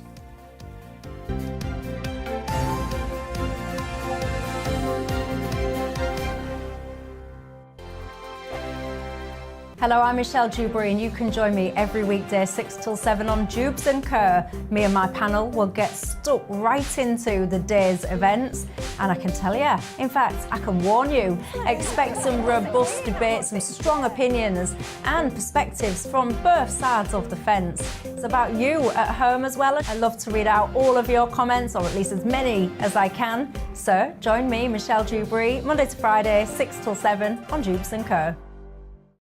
On radio, they call it the drive time slot, 4 p.m. until 6 p.m. as listeners head home. It's that part of the schedule when the dust of the day's events begin to clarify, and we try to make sense of it for you. Brazier is drive time for radio and TV. It's fast, it's punchy, it's opinionated, there's a Brazier angle and a little bit of levity. That's the question. That's 2 questions, actually. That's Brazier, Monday to Thursday, 4 till 6 on GB News. Hello, I'm Patrick Christie's. And I'm Mercy Moroki. Make sure that you join us Monday to Thursday, 10 a.m. until midday, right here on GB News for To The Point. We're not afraid to talk about the topics that matter to you, or the big topics that always matter. We cover absolutely everything, from the breaking political stories of the day to law and order, what's going on in the channel. We're not afraid to hold people to account. We always make sure we include your views on our show. Indeed, if you're thinking it, you can guarantee that we're saying it. So make sure you join the conversation with us, 10 a.m. until midday, Monday to Thursday, for To The Point on GB News. I'm Dan Wootton. Join me Monday to Thursday from 9 to 11 for the feistiest and most fun news debate on TV, where free speech reigns. I'll bring you a sharp take on the day's biggest stories, bombshell newsmaker interviews, and A-list guests. And I guarantee you, no spin, no bias, no censorship, and no reason to go to bed. That's Dan Wootton tonight, Monday to Thursdays from 9 on GB News.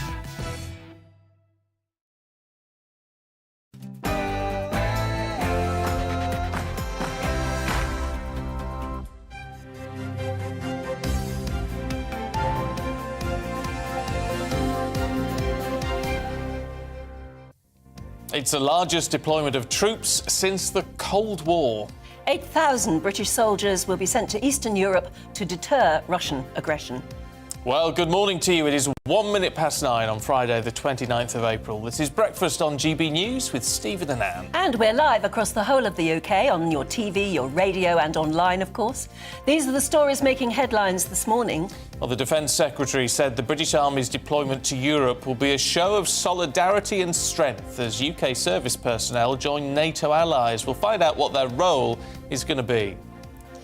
The three-time Wimbledon champion Boris Becker could be sent to jail today after he was convicted of concealing more than £2.5 million after going bankrupt.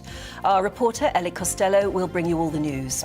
And James Corden is leaving the Late Show after 8 years in the States. Stephanie Tecchi is here to tell us more about his decision to quit, as well as all the other showbiz stories. And you can join in any of our discussions by emailing us gbviews@gbnews.uk or tweet @gbnews.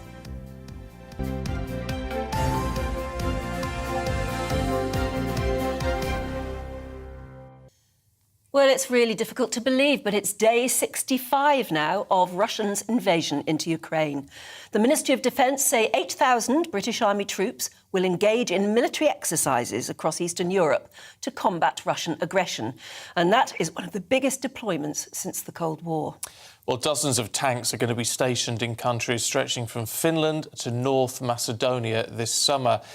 In other news on what's going on in Ukraine, yesterday the Foreign Office confirmed that British military veteran Scott Sibley was killed in Ukraine and a second person is missing. Well, let's now be joined by Defence analyst Lieutenant Colonel Stuart Crawford, who joins us with some more details on all of that. A very good morning to you. Thanks for joining us. Good morning. What do you make of this announcement then? 8,000 troops, we're going to be involved in exercises. What does that mean? Well, it's not unusual for Britain to contribute troops to exercises on mainland Europe. And I think this particular rotation has been planned for some time. What is interesting is that it would appear that the number of troops and the amount of equipment that we are supplying to this round of exercises has been enhanced. And that, I think, is just to make a statement to Putin that any further encroachment on NATO countries will actually be met by a positive NATO response. But in terms of exercises, they're quite commonplace, they're quite normal. We've had troops in Poland and the Baltics for many, many years. And I wouldn't read too much into it. It's not really a ramping up. It's more a statement of intent. It is interesting, though, isn't it? I mean, even for those who are heading out on these exercises, it's one thing to go when you've got there's nothing in the air that could happen. I mean, this is going to be different for them out there, isn't it? I mean, really feeling like they are preparing for a potential conflict. Well, I think the chances of actually being engaged in conflict have been enhanced considerably because of what's happening in Ukraine. But I don't think that it will change the attitude of the soldiers involved very much, because we always train for war. The old adage is train hard, fight easy. And so if anything does go wrong, which I don't think will happen at all, but if it does, then I think we'll be as prepared as we can be from a UK point of view to counteract that. Nevertheless, to President Putin, it is going to look like a ramping up, isn't it? Well, I mean, we've allowed Putin to call the shots for long enough, in my opinion, and he's very good at telling NATO and the West what is acceptable and what is not acceptable behaviour. And I think it's time we should reverse that trend, and NATO and the West should be telling him what's acceptable and not acceptable behaviour. He'll be hugely frustrated that his operation in Ukraine is not going as planned, and will be desperately trying to salvage some sort of success somewhere. Probably before May the 9th, as other commentators have said, for the victory parade in Moscow. Yeah, no, look, do you find, I mean, obviously with your military background, do you find all this as depressing as the rest of us? I mean, just on a personal level, that, we seem to be in a worse situation than we've been in for many, many decades now. Sidetrack and how these things are organised and what's likely to happen. Warfare is always something that one would seek to avoid almost at all costs. But history is littered with examples of a conflict between states and between individuals and factions. And it seems that it's been ever thus, and I suspect it will be in the future. But yes, I mean, it's depressing, but I think that less depressing for military and ex-military people, because perhaps they have a better understanding of what the actual practicalities on the ground are. Yeah. Yeah, it's interesting you talk about the attitude of military people. What do you think? After this announcement today, there'll be lots of people serving up and down the country thinking, I wonder if that's me that's going to be deployed out there. What should they be thinking? Well, I think they should be thinking that's what they've joined up for. And I don't think that anyone that joins the armed forces is left in it with any illusion that at some point they might be called to do it for real. So there's no backing out when it comes to having to deploy on operations as opposed to training. But the setup of the military, particularly in the UK regimental system, is such that you do tend to go with a sense of collective responsibility and comradeship, which stands people in great stead when times become hard. Lieutenant Colonel, good to talk to you this morning. Thank you very much indeed. I have to say... My great pleasure. Thank you. The military that I know, they're itching. Yes, I know, me too. It. That's my experience too. It's the training, isn't it? I mean, it seems incomprehensible to the rest of us. Yeah, absolutely. Did you notice I nearly said lieutenant? You did. Didn't I? But it's because we watch so much American TV. Yes, it seeps through in the end. Do you know, I say Z instead of Z now too. I know, I can't believe I do it because I hate that. But Americanisation is slipping into our language, isn't it? It does, and also you say vitamins, don't you? Well, I never thought that was American. Yeah. Vitamins instead of vitamins. Yeah. Oh. So you get affected by watch too much telly, clearly. Yeah. That's what happens. What happens. Now, something else we've been talking about just a bit today, there have been reports, which is really alarming. There have been reports across the country of owners giving up their pets because they can't cope with the cost of living crisis. We've heard some reports of dogs being sort of abandoned, tied to lampposts and just left because, with little notes or something saying can't cope. But that's no way to do it, is it? No, you wouldn't have thought so. Well, let's talk to Dr. Bolueso, who's a vet. Good to see you this morning. I wish I brought the cat in just for a once-over. That would have been lovely. See it as you were here. Look, what can we do to try to keep the costs... First and foremost, to try and keep the costs down? Because, I mean, the whole thing about pets, isn't it? They are expensive to keep, and to keep well. Exactly, and pet ownership is something that should be available for everybody. It's one of those things that we all want to have access to, but we have to have a duty of care as well, so we make sure that our cats and dogs have at least the bare minimum, and then we look after their health needs, and then we reward them with treats and things like that afterwards. Now, there's so many things in which we can do in order to keep the cost down, because I know people are struggling with it, and so a lot of animals are being given up to animal shelters and things like that. So can I come with that first? There's awful reports that we've heard of dogs being tied to lampposts and just abandoned. And I can only think that if you have had that animal as a pet, you're maybe ashamed to take it to an animal shelter. Surely that's better than abandoning it, isn't it? It's so difficult. It's much better to go through the means of an animal shelter, even talking to your local vet practice about what's going on. If you're really struggling with pet ownership, it's time to talk about it instead of just abandoning the animal. Because I know for people as well, to get to the point of abandoning an animal, it must be pretty hard on you to get to that point. But it's just looking at all the other means first, because abandoning an animal isn't what you want to be doing, you know? You want to take it from the beginning first. Can you afford the pet? And then look at where you can cut costs. And that's what I'm trying to help with, essentially. So what can you... I mean, even things like... you talked about the basics, food. Now, how do you cut costs on the food? Because you can't just give a dog or a cat, the bits off your plate, can you, to survive? Exactly, and I would never advise giving things off your plate. Obviously, you tend to look at them and feel sorry. Not even leftovers? I know, you feel a little bit sorry, but I'm always very strong on that, and I'm strict on that. Just try not to give them food from your plate, because it can cause all kinds of conditions. But at the moment we're talking about a cost of living crisis. Exactly. And if you've got food left over on your plate, rather than go out and buy a tin of dog food, wouldn't it be better to give it to the dog? No, see, so this is where the problem is, because when you give them things from your plate, you can get things like pancreatitis, you can get things like diabetes and obesity, which cause further conditions which are even more expensive in the long run. What you want to do is be more preventative. You can go around cheap things like fruit and veg are great treats to give to your pets. Yeah, you can give fruit and veg, and that can always help as a good treat, and that can cut costs there. You can also talk about different ways of enriching them with different types of treats. There are also budget clinics that you can go to, so there's clinics that absorb the costs, so they're not as expensive, and you should go to them so you're not spending as much money. There are charities that help. Some veterinary clinics have payment plans. There's also vaccine clinics. There's also insurance as well, which is also a massive protector of your payment further on down the line. Very expensive. Can be very expensive, and so sometimes you may not be able to get the premium premium rates and the premium insurances, but you can still get an insurance in which you're paying something like £15 to £20 a month, maybe even less, so that you can forego the bigger bills if anything happens in a medical emergency comes What up. about making the food yourself? We've got, I can't even find out who's emailed this in. Yeah. But she said, you can feed your pets for less. We have 2 Cocker Spaniels and have been feeding them home-cooked food for 18 months now. One supermarket locally does trays of chicken breasts, which are fairly cheap, and she makes it from that, apparently. Can you cook your own dog or cat food? So cooking your own dog or cat food is difficult because of the nutritional requirements. So sometimes you can cook a food, but you always want to get in touch with a nutritionist and your vet, because you can also miss a lot of the macronutrients and the micronutrients in what they need. Chicken breast and rice, okay, it makes sense, but then you're missing things like the vitamins, the minerals that all your pets need. And so, again, if you're not doing it properly for a long period of time, they get health conditions, and then that becomes more expensive for What about the expensive food in the supermarket compared to the cheaper stuff? Yeah.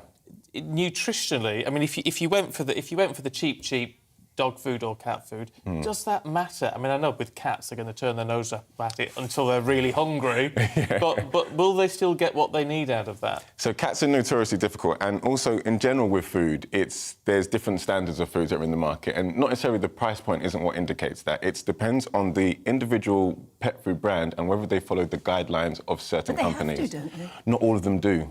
So not all of them have to, but there are guidelines in which they do. For them to be on the shelves in the supermarket, they don't have to follow the guidelines. So sometimes they have nutritional requirements. So that's why it's always worth having a conversation with your vet. Am I feeding the right food? Especially for the age of my pet, the stage of life that it's in, because older cats and older dogs need different food compared to puppies and kittens. So you just want to make sure that they're following all the guidelines, whether it's the nutritional requirement for that breed or age of dog, and then go from there, essentially. Can I ask about, because obviously we've talked about shelters and things, if you're in a desperate situation. Spin it on its head. If you're looking at getting an animal... Yes. See, now, I always believe in getting a rescue pet. Yeah.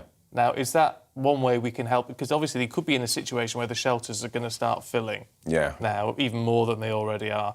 If you're looking for a pet, if you can afford a pet, is the shelter the way to go? So we're at a very tough time at the moment, because off the back of the pandemic, everybody's really adopted a lot of puppies and cats and then abandoned them later on when people return to work. And now that we have the whole cost of living situation, now people are abandoning their pets. Shelters are a good way to rehome pets, but again, it doesn't mean that the cost is necessarily going to be cheaper. Because if you are going to rehome an animal from a shelter, they may be older, they may need a bit more care, they need a bit more attention than getting a puppy, but then a puppy but might surely also need... to anyone who's out there who actually thinks it would be nice to get a pet and can afford it. and can afford it, yes. then you're actually helping the situation if you go to a shelter and have a look and get their advice and see if you could get a dog or cat from a shelter. Precisely. Instead of supporting the whole puppy boom that's going on, it's better to go to a shelter, go to a rescue home, rescue some animals that might need help, but just be warned that rescuing animals isn't for everybody, because sometimes they come with a lot of past issues and things like that need a patient and diligent person in order to take over. The shelters are very good at pairing you up with the right owner. Amazing, and they always have queues and they have good screening in order to make sure that the right owner is taking the right pet home. So. Yeah, definitely worth looking at. There's all this thing about toys for dogs. Certainly not toys for cats, because they just, they bat them about and ignore them then after that. But, oh, come on, they do. I've spent money on toys for Timmy. Lasts about 5 minutes and then he just ignores it. So this is what I always say with cats. A good hint for your cat as well is that if you've got toys for your cats, always put them away. Because cats, when you leave them out, they get bored. Exactly. So when you bring it out, it brings a bit of novelty to the situation. They're like, oh, OK, it's playtime now. Whereas if you always get it out, they play with it and they're like, I know what this does.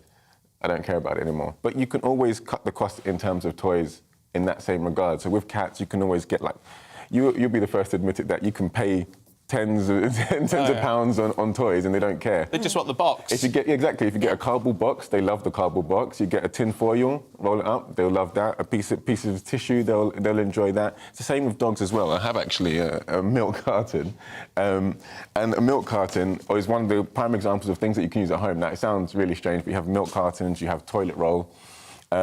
Essentially, what you can do is you can cut holes inside the milk carton and fill it up with dog treats or kibble, and it becomes a snuffle mat, or it becomes like a snuffle tray. So it really gets the brain working. So you knock them around the floor and a treat might fall out. Exactly. Oh, I wouldn't mind trying that. And it becomes a puzzle feeder, because if you can make the holes just a little bit big enough for the treats to come out, so it keeps them engaged, but also it works really well when they're young, because puppies are always looking for ways to enrich themselves. And if you've got like a hound type animal, then they're going to need to kind of use their nose and really work for it. So that's Tell you what, pass that along here.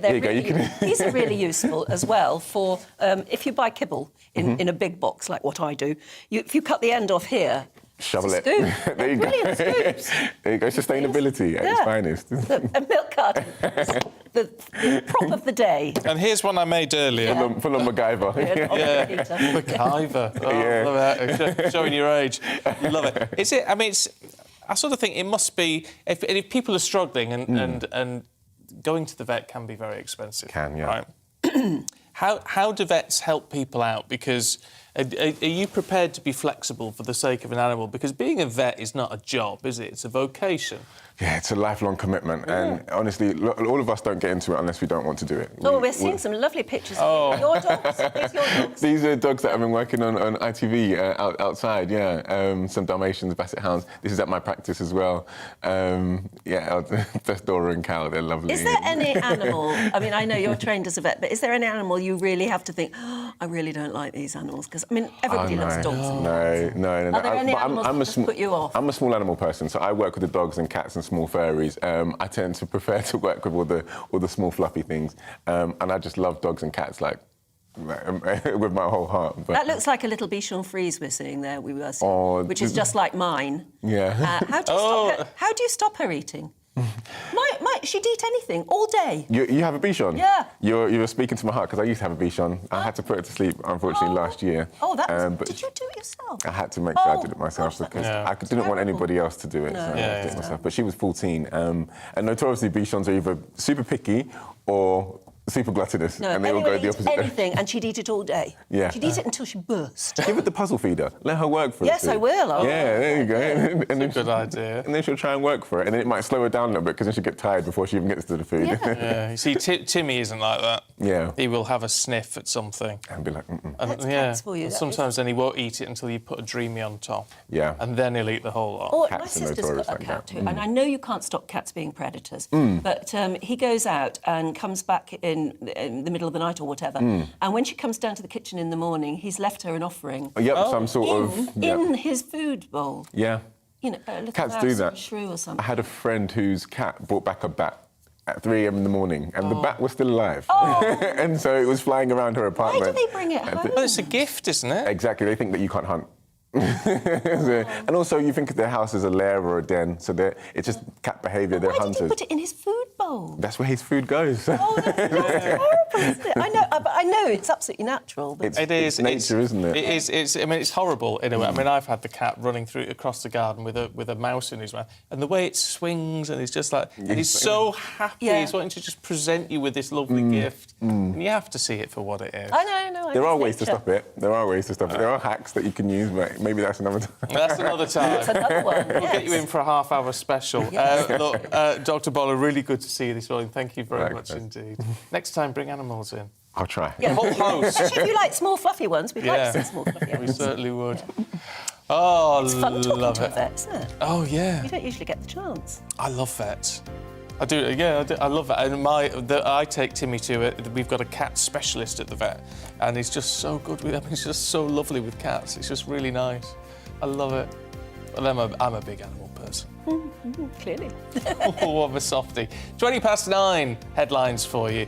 And, of course, we've been talking about all day. The MOD is sending about 8,000 British troops to Eastern Europe this summer to support Ukraine. Dozens of tanks being deployed to countries, including Finland and North Macedonia. It's one of the largest deployments since the Cold War. Essex police have launched a murder investigation after a man was attacked at the Lakeside shopping centre. The force believes the victim was assaulted by 2 men in what was a targeted attack, and they're now appealing for witnesses. A British terrorist known for being one of the 4 ISIS militants nicknamed the Beatles is being sentenced in the United States today. 38-year-old Alexander Amon Coty from West London was convicted for his role in the torture and killings of Western hostages in Syria in the mid-2010s. And damage from the 3 big storms that hit the UK in February is expected to cost nearly £500 million. Insurers say more than 170,000 claims have come in after storms Dudley, Eunice and Franklin. There was huge damage, of course, to homes, businesses and vehicles.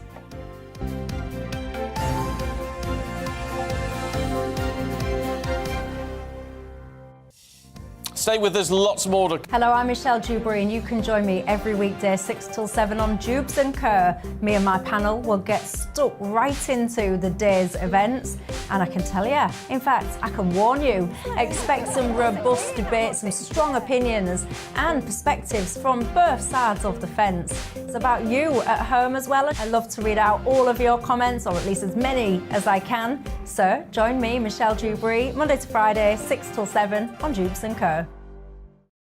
On radio, they call it the drive time slot, 4 p.m. until 6 p.m.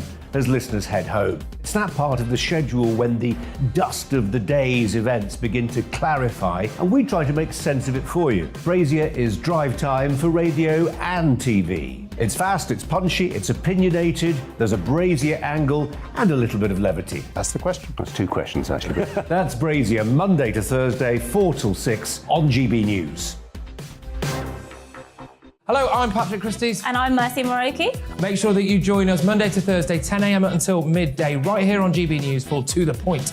We're not afraid to talk about the topics that matter to you or the big topics that always matter. We cover absolutely everything, from the breaking political stories of the day to law and order, what's going on in the channel. We're not afraid to hold people to account. We always make sure we include your views on our show. Indeed, if you're thinking it, you can guarantee that we're saying it. So make sure you join the conversation with us, 10 a.m. until midday, Monday to Thursday, for To The Point on GB News. I'm Dan Wootton. Join me Monday to Thursday from 9 to 11 for the feistiest and most fun news debate on TV, where free speech reigns. I'll bring you a sharp take on the day's biggest stories, bombshell newsmaker interviews, and A-list guests. And I guarantee you, no spin, no bias, no censorship, and no reason to go to bed. That's Dan Wootton tonight, Monday to Thursdays from 9 on GB News.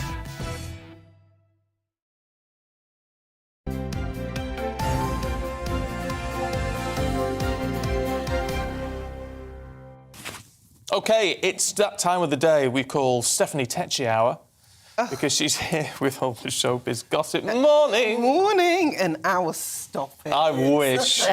I wish. Go crazy. Well, They'd love it. Tell you what, when you make the front page of The Sun, you know your big news, and the news is that James Corden has decided he's only going to do one more series of The Late Late Show in the States and then come back to Britain. Yeah, no one ever saw that coming for a while because he's done so well over there over the past 8 years. He's just gained such a big American audience and he's hosting one of the biggest shows there. But in his during the show last night, he said it was always going to be a journey. It was never going to be his final destination. And, you know, for anybody like that, it's best to go when you're in a high rather than being pushed out. I don't know what the reasons are, but people are saying that he is looking to come back to Britain and probably relaunch his career over here, which would be pretty nice. Maybe he should come onto GB News. Well, I've got this feeling that you must have... I mean, now anyone knows, but probably before this announcement, I'll bet the BBC or ITV or somebody is offering. Definitely. And he is a Brit, isn't he? I mean, you can tell he is. His heart is back here in the UK. He is, and I think he's been away for so long that it's like a homecoming would be good for him, and it's time to do some new projects. He's not going to make the money, though, is he? Because I bet that the money over in the States for that show will be astronomical. Well, you know what? For him to turn that down, for him to be leaving, the paycheck must be pretty big over here. And yeah, because they've said they're desperate to keep him. Yeah. So they will have offered him more money, more anything. Well, he said he's going to go out with a bang, so I'm sure for the next year, until he goes, he's going to be producing such good shows. Yeah, I bet. I bet. Can we have a bit of gossip about Madge? Madonna. Because the shock news that at 63 she split up with her 28-year-old toy boy. Oh, I never saw that. No. And what's your thoughts? Do you think it can really work out between a 63-year-old and a 28-year-old? I don't think so, really. Yeah. It'd be nice to try, though, Anne, wouldn't it? Joan Collins has made it work. Yeah, she has with Percy She's got somebody Gibson. much younger. Yeah, well, Madonna and Alan Malik Williams, they've been together for the past 3 years. She met him during her Rebel Heart tour. And, you know, since then, they've been loved up on Instagram all the time. And since Christmas, he's gone ghost on her from her social medias. And this week, she's been posting a lot of cryptic posts saying that karma will teach you about love and heartbreak and all this stuff. So the rumour has it is that they have broken up. Oh, dear. Well, I'm sure she'll recover. Yes. We're out of time. Oh, I can't believe it. I'm back in the morning. Oh, good. Right, That's a bang. we're giving you a full 15 minutes Oh, tomorrow. I'm telling you now. My 15 minutes of fame while talking about showbiz. Yeah, fabulous. Stephanie, thank you. OK, that's it from us. We're back tomorrow morning. Lots more still to come, though.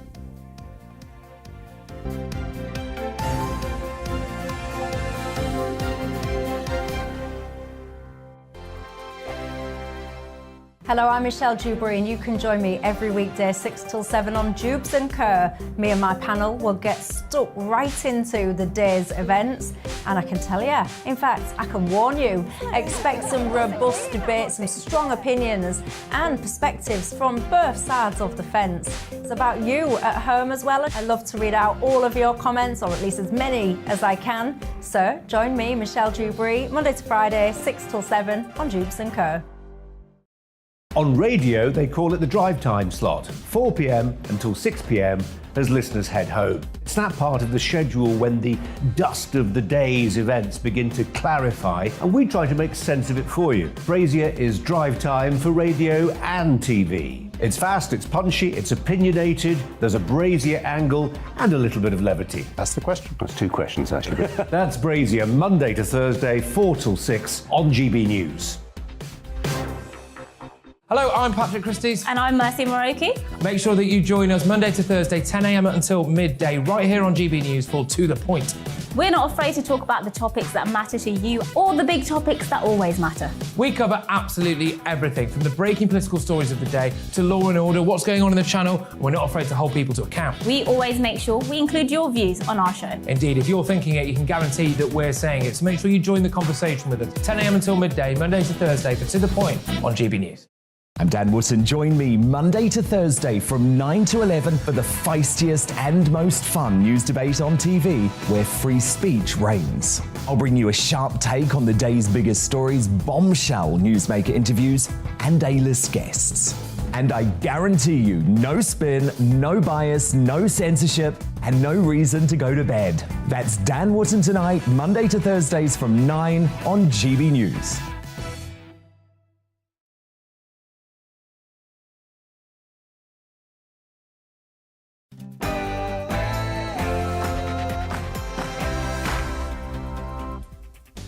A very good morning to you. It's 9:30 and this is The Briefing with me, Tom Harwood, on your TV and on your radio. Today we have an interview with the Defence Select Committee Chairman, Tobias Elwood. We'll be talking